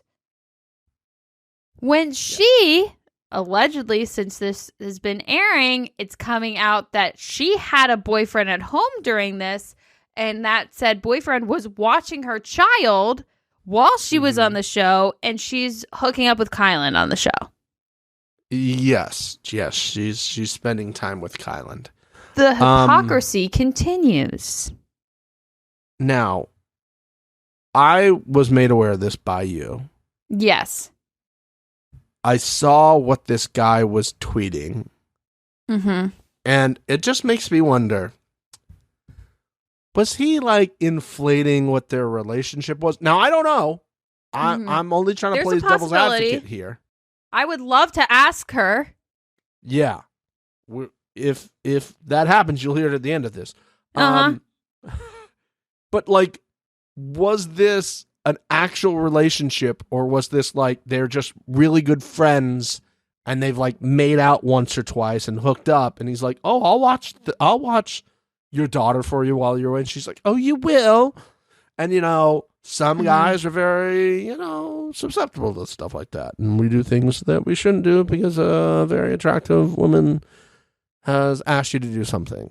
Or I would argue if she's leaving her child with him, they have a deeper relationship than a few hookups here and there. But there's a possibility of that. If and when we talk to her, I will ask. I want to know. Because there's a lot of hypocrisy going around out of our girl Melissa's mouth. And I want to get to the bottom of that one because it doesn't make a lot of sense. The rest of it makes sense for cameras and for screen time. But this one, And also, if you're Kylan and you're reading that right now, are you like... Yeah. Huh? Yeah. Huh? How many times have we seen Kylan and Melissa kiss? Well, he magically got over his shyness in front of people, and she gave him a lap dance a couple episodes ago. I think I've seen one kiss on camera. So I think Melissa can go back and be like, I was doing this for the game. I was doing this for the game. Sure. It was going to help me with a relationship, right? They were tight, though. We pretty much saw them together all the time. They were tight, but at the end of this episode, she tries to like walk out of the arena, and Kylan's got to go run after her. Oh, I think she was just fucking around, but maybe. Oh, yeah. Okay. She was like, deuces, and he's like, oh, wait for me, hold on. She runs back and jumps on him and kisses him then, too. Yeah, she's like, oh, yeah, I forgot I'm doing this bit. I forgot we were in a relationship for the show, yeah. I thought we were done recording. Go back now to the real boyfriend, but we'll see what she has to say if we can get to talk to her here. Yes. We also learned that Colleen and Emmanuel were part of this, and this is going to be part of the bigger episode here as Colleen and Emmanuel. And what we come to learn later is that Colleen and Emmanuel, as asked directly by production, have you been intimate? She said yes, twice. Yes. And that he purposely made this, it was important to him that it was not on camera. Mm-hmm. Now, you said that last week, but it was about Kylan and Melissa. But we should know that the king of doing things away from the camera is Emmanuel. Do you feel like you got this right anyway? I mean... You're going to give yourself credit. I won't give myself credit because I'm a humble queen and I didn't say his name directly, but I will agree with you that it's very much on Emmanuel. I just don't know why. I just didn't consider Emmanuel as like a person that would hook up with people, but I don't know why I just disregarded that. We really haven't seen much of Emmanuel this season. Maybe he makes it far and that's why. I don't know. I think, again, they were saving this for when they needed to use this. Now, this could have happened 3 weeks ago, 4 weeks ago, which clearly I think it did, right? Mm-hmm. And now, because Colleen's name is being brought up and she was going to be in there, it's like, okay, how can we make you like Colleen? Okay, well, we have this story element. with all these other things going on. And I do Yeah. think that's the interesting thing about this show is like they will just like, if Totally. we knew the real timeline of everything, I think it would look very different than the stuff that's presented to us. But I did feel bad for her. She was like really in her feels there. She was like crying to, who was she talking to? Asaf, I think, up there. Like when they were down, I guess there's like a movie room because they're all laying in a big room together. Yep. Looking at a screen, which I didn't think is something they'd let them do, but that's neither here nor there. And Yeah, like he's got his arm around both Olivia and Raven, and I'm like, it's kinda they're crazy. right next to each other. Yeah, I mean, if he can pull it off, good for him. But to do that while also having a girlfriend and think none of this is going to get aired is kind of delulu. I mean, up to this point, I think he was like, I'm good. But then it started leaking. Right? Mm-hmm. So, Yeah. I don't know how. Interesting. Very interesting. Let's get to the daily here. Let's get Also to the daily. interesting. It was like a mini final situation again where we did like a bunch of little things. Yeah. There was a whole bunch of teams of twos. Yes, that were randomly selected, Steven, randomly. Yeah. Totally randomly selected that Berna Bertha and Emmanuel be on the Again? same team for like the third time in a row. Yeah, weird. How does this keep happening? So strange. I don't know. But good thing it was random. Mm-hmm. You know what they need to bring back? The algorithm. I think the algorithm's still there. We're just not seeing the algorithm. I think that's the randomly selected. It's the algorithm. Okay. But the algorithm was always random. It just like this is random. That's what I'm saying. Oh, that's right. Okay. My bad. I'm sorry. Yeah. This was randomly selected, just like what the algorithm would randomly do. Because you know when you hear the word algorithm, you think random, not something that has been coded to do a certain thing. Because that's not what an algorithm would be. Yeah, when you hear about like the TikTok algorithm or the Instagram algorithm, yes, it's usually been like, oh, they make it so they get the best outcomes for what they want to keep people around, but not this algorithm. No, that would be ridiculous. That would be insane. And there's no algorithm happening here because it's random. Right. And we need to make sure people know that by just saying random. And TJ just pulling things out that were clearly randomly put in a suitcase in no particular order. And were definitely not checked by the accounting groups of Ernst & Young. Shout out Oscars. We're just going to pull them out and they're going to be random. Because if TJ doesn't say random, people are going to be like, hey. Even Nerys was like, these are definitely random. Yeah. I randomly got selected to be with Horacio. That's very random. You guys believe that? I think they were like, oh, we just watched last week's episode and we didn't shove Horacio and Nerys down your face hole that much. Let's put them on a team together.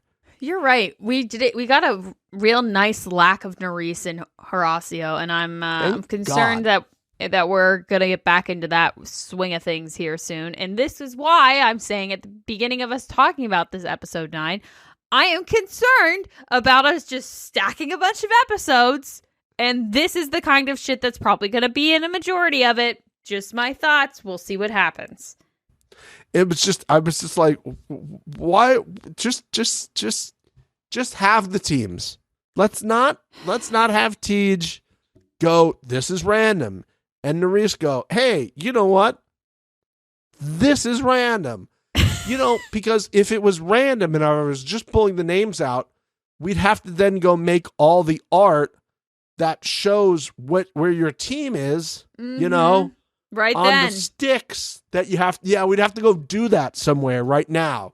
So me pulling these out are definitely random, I don't know what to tell you. Melissa and James on a team, random. Just saying. Okay. Moving past that. Did you like this? I did. I liked this one more than the Tower Daily that we got the episode prior. I think that there was I was very surprised at the lack of people that were willing to sabotage in the first round. Especially the fact that there's a team of 3 and no one's doing anything about that. Fucking crazy. And they won everything? I would have put money down that they would have been the first ones out. Why would people not go? What the fuck? What are we doing? Anyways, what was that about? I think so there was it's just like, hey, that next one we're gonna have to carry all that stuff. You know what would help if I had an extra person? Maybe we should get them out. Mm-hmm. Yeah, because they clearly got all of these explained to them prior to them starting. So again, that whole thing didn't make sense to me. I honestly think they were expecting a male elimination, and they were like, it doesn't matter. We like Asaf. Let him go. Great point. Because they were all worried about getting Kyland out, and they were worried about getting Horacio out. That's such a good point. That's exactly what happened. And that's why I like the twist of that. We should do that more often. More often. It's like, oh, we happen to have that? Okay. Highlights of the daily for me, I would say was Michelle making fun of Jay for not being able to pull his sled. Yeah, that was good. Fucking amazing. There was a point where Asaf says, and I quote, "It takes a lot of effort to put the stick in the hole." Yes. Great. That's what she said. I mean, of course I had that written down. Of course I had that I would written assume down. so. Outside of that, I thought it was very entertaining. I didn't write notes because I was just watching it. It was fun to watch, but there wasn't really anything to note, if that makes sense. So I think I had 5 things written down. You nailed 2 of them. One was the it's hard to put the thing in the hole. I was like, great, fantastic, love that.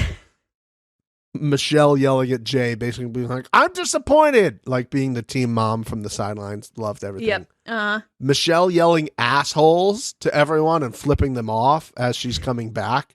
Assholes! After she was the only team that got saboed. Mm-hmm. Great. Love that. It's giving Amanda. So good. Raven complaining that her legs were cramping up, and I'm like, there's 3 of you. How? Mm-hmm. Literally, you should be the one not hurting the most. Yep. Bertha's crotch started hurting. I was like, shout out, Bertha's crotch. I need to know how she injured her crotch. Was it the wedgies? Are the wedgies that we were saying are performance enhancing actually hindering her mobility? Wow. And causing groin issues? Hey, she's out here trying to get 4 for 4.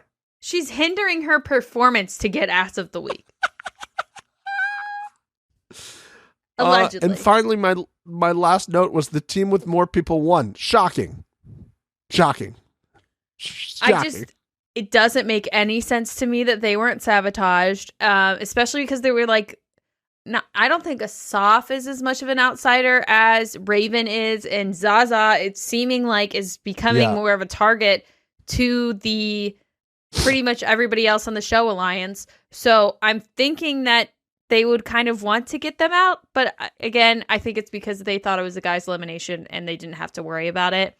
If it was a female's elimination, I think that goes down very different, and the teams that they selected to also be eliminated would have gone. I would have much preferred this daily for them not to have to pick teams, and for it to be whoever's last each thing, the last 2 teams of each are out.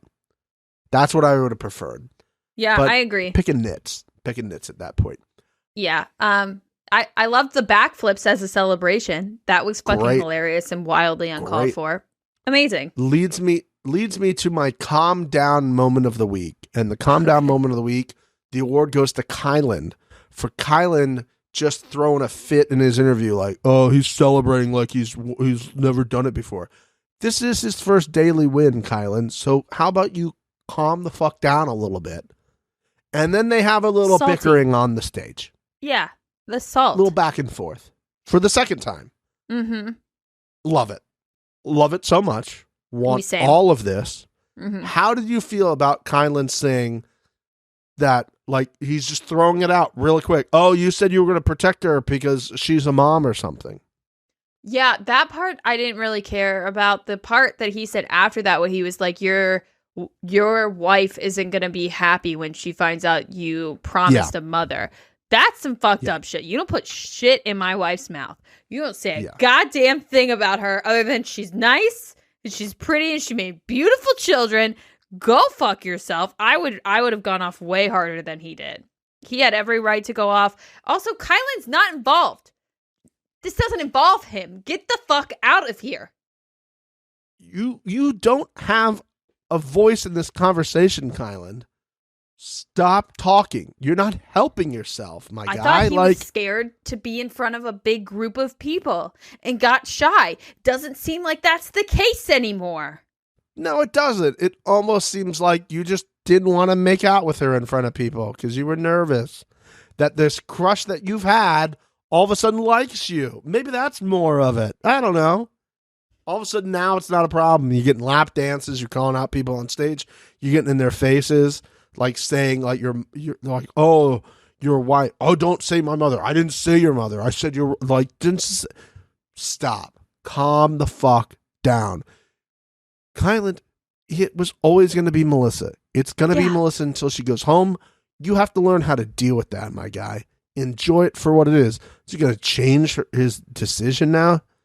Like, come on, man. And again, these people, if they played better game, if they had a better social game and they were like human beings about it and they were like, hey, man, like, how can we make a deal so that you don't bring her in this week? What can I do to help you for next week? Like, let's do something here. No, that's not what he does. No. He starts fucking throwing his wife under the bus. Unbelievable. Unbelievable. I would have been like, I'd be like, I'm going to go home. I'm going to go up here and punch this guy right in the face. I would punch him where that chain hit him last time.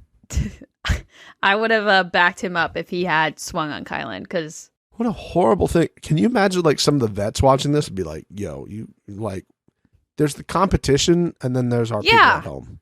Yeah. We're not doing this. Not only is Kylan not involved, but neither is his wife. And he's bringing himself and his wife into it just. What a such dumb a bad move. Look. Idiot. Like he's had a lot of moves that make you like go, I don't know about that. And this is just another one of them this week. Mm-hmm. Yeah. We get back from the daily. This is when we find out all the stuff about Colleen hooking up with Emmanuel, and now he's hooked up with Olivia and Raven and all of that stuff. Or did he? Like, we don't know exactly what he and Olivia did, but we don't. There was some cuddling on a big laying area where a bunch of people are hanging out. That happened, and then they showed another situation where it's just the two of them on some sort of couch thing. Yeah, and he was wearing a different shirt. Yeah. Mm-hmm. Yeah, so not that I analyzed it. Who knows what happened there, but this is when everybody started to talk about putting Colleen in. And I'm getting real mad. Don't come for my girl, Colleen. And you know who comes out of the woodwork to start defending Colleen? Bertha. Bertha is done with this shit. And she says what we've been screaming this entire time. Colleen has never gone against the Alliance. She has blindly followed the Alliance. She is reliable. Moriah, on the other hand, has gone against the Alliance multiple times and no one said anything. And I am jumping up and down on my couch. Yes, Bertha. Yes, you preach those fucking facts, girl. Spit bars. Do it. I was so excited. I'm sitting there. I'm typing. Finally, everyone's getting on the same page of Moriah. We're finally going to get something done with Moriah. Nobody fucking says Mariah's name. Doesn't even slightly come up. No, but again, we got to go back to private votes. This is just so dumb. It's so dumb. They hate this so much. Nobody wants to do it. And I get it. I get it, but we can't have all of these people saying this and then nobody says it. It's just so dumb. I hate it. Whoever's the first two people that talk dictate how the vote goes. I agree. And that to me is just wrong on how we have historically wanted to play this game. Like, we should never have public votes anymore. Never have public votes anymore. I agree. I loved Private the hopper votes and the let balls. us see who they're voting for. That's the trick. Yep. Or, yeah, the bunny was stupid. Was it dumb? Absolutely. But at least we got a lot more exciting people being called down than we would have if they were publicly voting. And that's just facts. At this point, I'm like, please, whoever it is, pull chaos and call Moriah down. And Tori comes out. I'm like, oh my God, how amazing would this be? Wanted it so badly. It doesn't happen. But God, I was for about 5 minutes, and especially when Tori started saying stuff to Moriah, I was like, God, this would have been so good. I think she would have called Moriah down, honestly. Oh, do you? If she is as close to friends as Bananas as she says she is, and she is hearing how heartbroken he is, it is much better for her game to long term to call Moriah down there and send her ass home back to Bananas than to just pull somebody else down, in my opinion. That's very interesting, because I was like, who else would she send down there? Bertha? Raven? No, maybe Raven. Zaza? Maybe Zaza. I don't know. That would have been very interesting to see. I think at that point, production knew they really probably needed to get Melissa out. So, hey. It was just going to be the same song and dance, yeah. Might be the middle one you want to go for here. Uh-huh. So, yeah.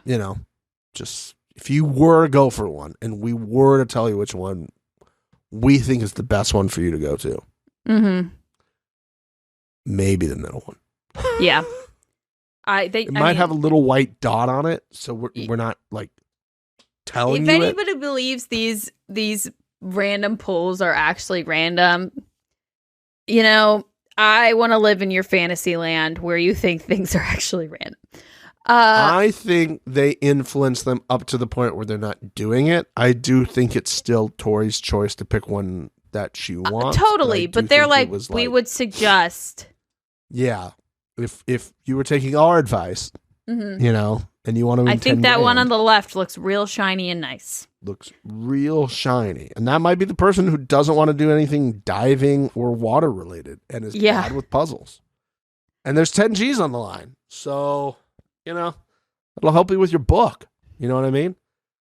We do get Tori's little thing as she comes in. 9 seasons, 6 finals. That is an insane stat line. It is. That's an insane stat line. And I know I can hear half of you right now being like, it's a fucking Vacation Alliance or whatever. But they still had alliances back in the day, guys. They still had alliances that were like this back in the day. And 6 finals and 9 seasons, even with big groups, wasn't happening all that often. It's definitely not happening now. Yeah. So say what you want. But that's fucking impressive. Did she only win one of them? She did, but with a teammate. Yeah, that's true.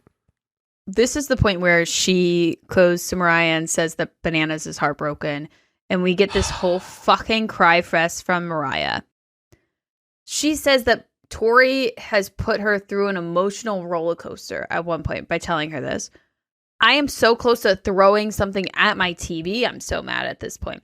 To live in such a delusional world where she is now blaming Tori for this? You put yourself through this emotional roller coaster. Bonkers. You could have stopped this numerous times. First of all, you didn't have to do anything with James. 1. 2, if you thought about doing stuff with James, you could have called Bananas and been like, hey, I think I'm interested in this guy. Let's just cut things off for a little bit. I'm going to do me, you do you. We'll talk when I'm out of here. 2. Would have been completely fine.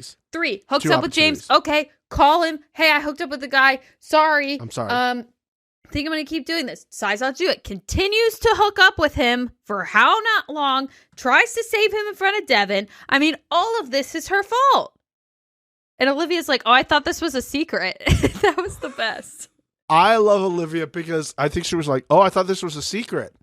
Said no one. Uh-huh. Like you bring in Devin in there and she stepped in front. I guess to Olivia, maybe it was. Maybe Olivia was like, how the fuck did they figure this out? Yeah, I mean, even without Devin, I think it would have been smart for production to have been like, hey, I think like Moriah is with that guy, but I don't know anything. They would have told Johnny in the phone call, like, hey, is there anybody in the house you're interested in? Are you sure you're not doing anything?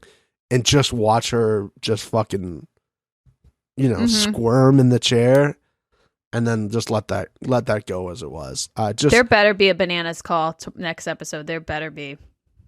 This was the best part of the entire season for me so far. Other than Devin coming in, this was definitely the best. It just sounded like the big sister. Like coming back from college and being like, what the fuck are you doing?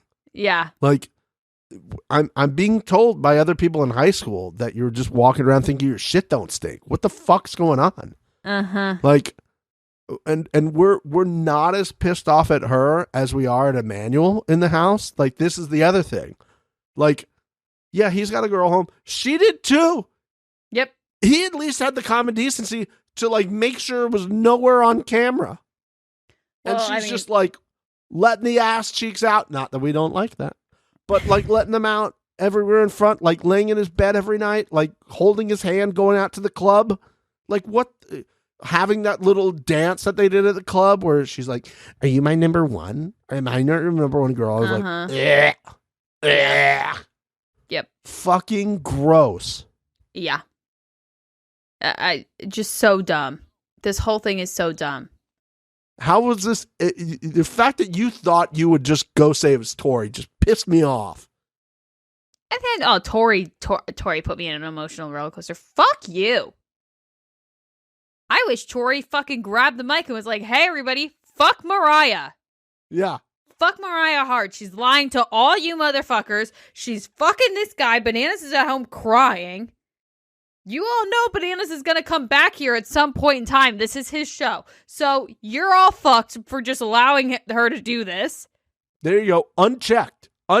You guys know this is happening. And at no point any of you went up and was like, hey, this needs to stop. Or you said, hey, we're going to put you in because of this, because we need to make sure that he sees that we have his back in here. You're just as liable. Yep. Love you it. Cannot I love over Johnny big sister Bananas. Tori. What a dumb move. Mariah's an idiot. This daily they tried the elimination they tried to make interesting because Tori had to get one check and then they had to make her say, how does it feel when you say check and it's not right? And she's like, oh, okay, I know what you need me to say. All right, hold on. When you say check and it's not right, it just makes you think you're going to lose. She was never losing this. I'm sorry. I am sorry. I think when she called check for the first time, they had a shot that like swung over. Melissa had like half the board done. And I'm like, again, whatever. They never showed Tori's board. Like they showed at the very beginning and then they just showed her like swimming for pieces. They like did everything they could to not show Tori's board. And they showed Melissa coming up and like gasping for air in the front of that box. The same shot 3 times. This happened in 5 minutes. Yeah, this was over very quick.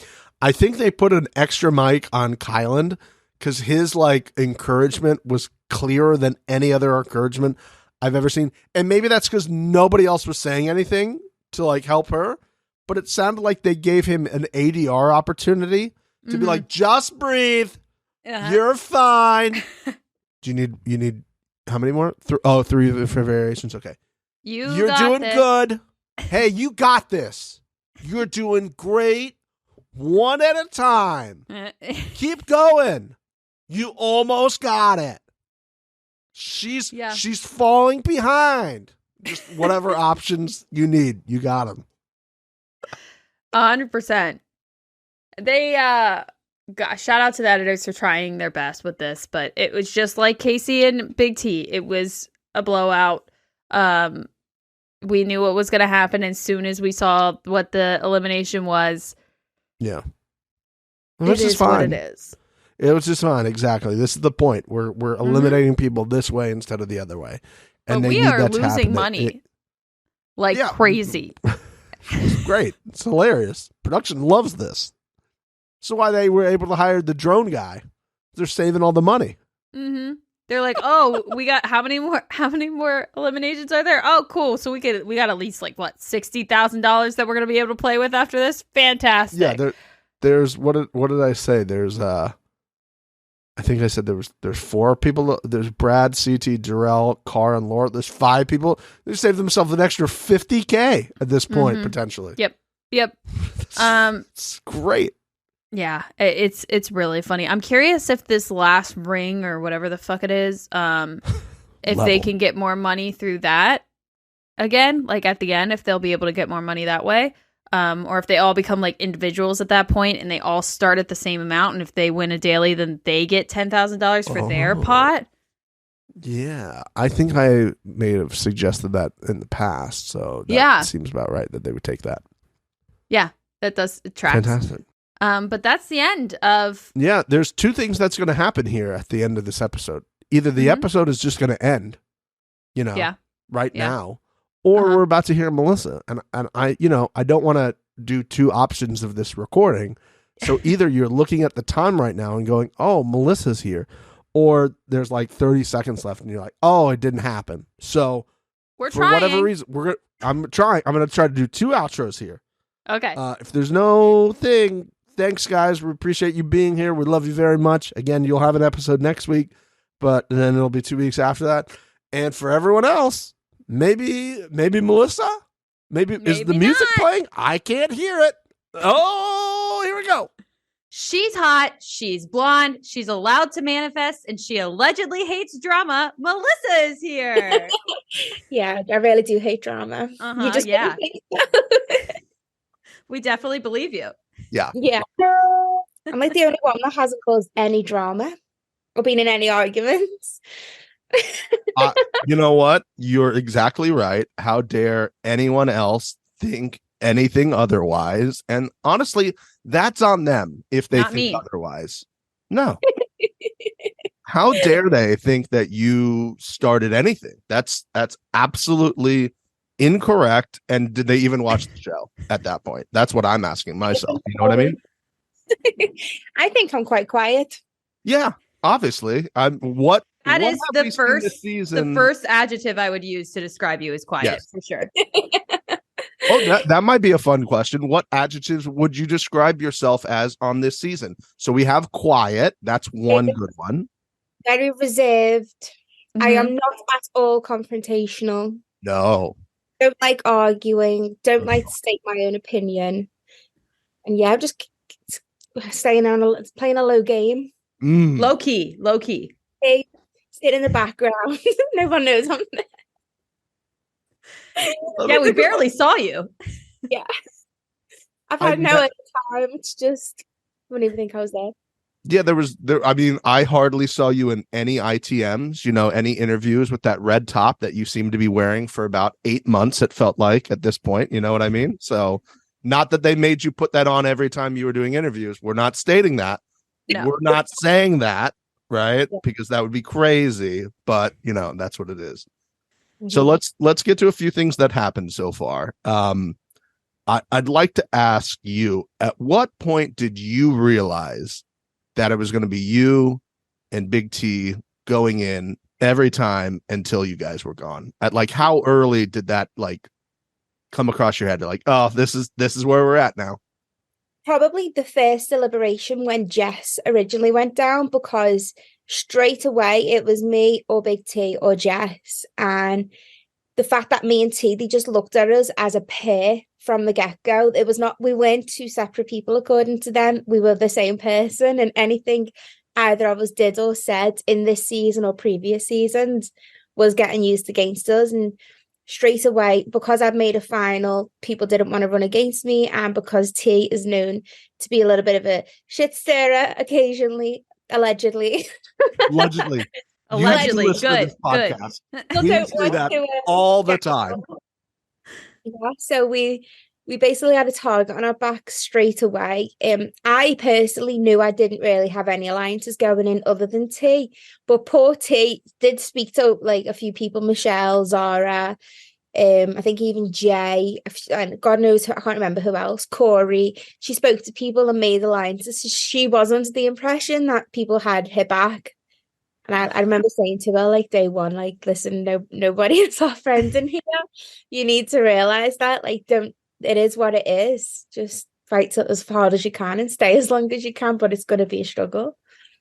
Yeah, just lay low as long as humanly possible, Mm-hmm. and then we'll pounce. That's what it is. Yeah.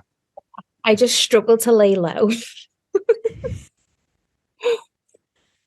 I don't know why. You're quiet, you're reserved, you're laid back. We discussed these adjectives earlier. I know.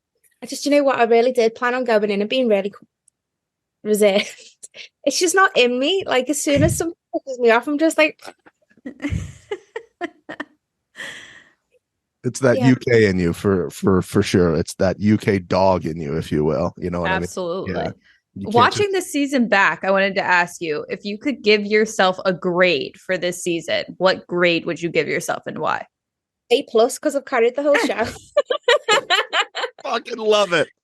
You're not wrong. You're not wrong. It's really, honestly, and I know that sounds very big-headed and very like, you know, well, I'm like, but no, there was nothing else going on. I said this to T the other day, if you minus our drama, mine and T's, mine and Berners, mine and Nerys, mine and Raven, keep going, and Big T, who else?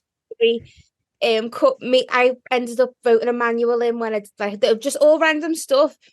What else happened? Name one thing. Realistically, name one thing. There really isn't anything. No. I agree with you, girl. Yeah, it was like, you know, it's good. It's not great when you're filming, but it's good for airtime. So I'm happy. Got to get that airtime bonus, girl. You got to get that airtime bonus. Yeah. We are there for competition, but we are also there to make a TV show. And ultimately, I seen this as, you know, chances of me getting to the final with the alliances I have and how much I'm going to be targeted, and the concept of the show and how the challenges and the eliminations they were more like games. They were still massively difficult, but they were more games than physical. So it was more of a chance of, I might not be good at this puzzle. I might be good at this puzzle. I might, like, you know, it was a bit of a chance thing. So realistically, I did weigh up my odds and think, am I going to be here for a long time? Probably not. So I'm not just going to sit here and play a safe game. I'm just going to be myself. I appreciate that. I like that. I thought you'd have a really good chance at that bingo game because, you know, Brits and bingo, going down to Seaside, playing the little, you know, bingo thing. I thought that was it. And I think that's why you got upset and kicked her in the back, was because you're like, I got to represent for the Brits. Not even that. I'm good at wrestling. I can do it. And the fact that two girls held me down and physically dipped my head under the mud. I got up and I had mud in my teeth. Yum. I just sat up and kicked it because I'm like, I had no chance. Even my own team was playing against me. Yeah. What chance I had? It was a losing game from the get-go. Yeah. Let's get to a little bit more fun stuff here. I've always wanted to ask somebody, and we didn't ask Olivia when she was on the podcast because we just had too much fun with her. What is the best and worst thing about being a spectacular OnlyFans star, as you are? And I would like to guess the worst thing, if I can, real quick, and you tell me if I'm right. Here it is. Every guy ever being like, if you need some male talent, I'm more than willing to help. Is that the correct answer? To be honest with you, I've found the people on my OnlyFans actually really nice, like the genuine people, and I've actually like built up good relationships with a lot of them to the point where they're not creepy and they're not like strange. And don't get me wrong, you will get the odds one, but the people on mine are actually lovely, which is it's nice for me. I actually really enjoy doing it. I'd probably say the hardest part of it is keeping up with content because, like, I like to just sit in my pajama. I like to be ugly. Do you know when you just like being ugly? Like, you want a bun on top of your head, you've got spot cream on, you've got a hoodie on. And it was like keeping on top of like hair and makeup and looking pretty and posing and all sexy stuff. So I just started posting like day to day. I was like, this is just me. This is who I am. And they seem to like it. So I actually really, really enjoy OnlyFans. That's awesome. I can relate to the dirty girl aesthetic. That is also my vibe. So I feel you on that. Like 90% of the time, I like to just be in my pajamas, my dressing gown, chill clothes, a hoodie and leggings. And then the 1% of the time when you see me online or a podcast, I'll have makeup on and my hair will be brushed. You are explaining Mixie's life to her right now. To a T. To a T. We I live work homeless together. on a daily basis. That's my vibe. Saying to the put, yeah, if I sat down outside a shop, people would probably give me money. I've been there. I've had people offer me money. So get on my level. Or did we find out you two are like best friends? Like We are soul version of sisters. That's what we figured out. UK version of Mixie right here. This is great. Yeah. This is I great. love that. Yeah. That's an honor. It should be. It should be. Yeah. Now, you did unfortunately have to leave your daughter for the show. There's been a lot of speculation as to who the person was to you that you had watch your daughter. We like to give people the floor, the chance to clear the air. So I wanted to ask you if you wanted to talk about let's call them tweets. Yeah, my parents had my daughter. I'm putting it out there now. Great. And I will just obviously state the facts now. I didn't tweet or anything because I didn't want to give him attention on Twitter. We broke up before the show. I've gone on the show. He was in my daughter's life. So he's seen her twice whilst I was away. My parents had her every day, every night, picked her up from nursery, took her on days out every single night. He's seen her 2 days out the entire time I was gone. He did not have her. We was not together. He's obviously just not liked the show when it's come out, and he's got really nasty about it.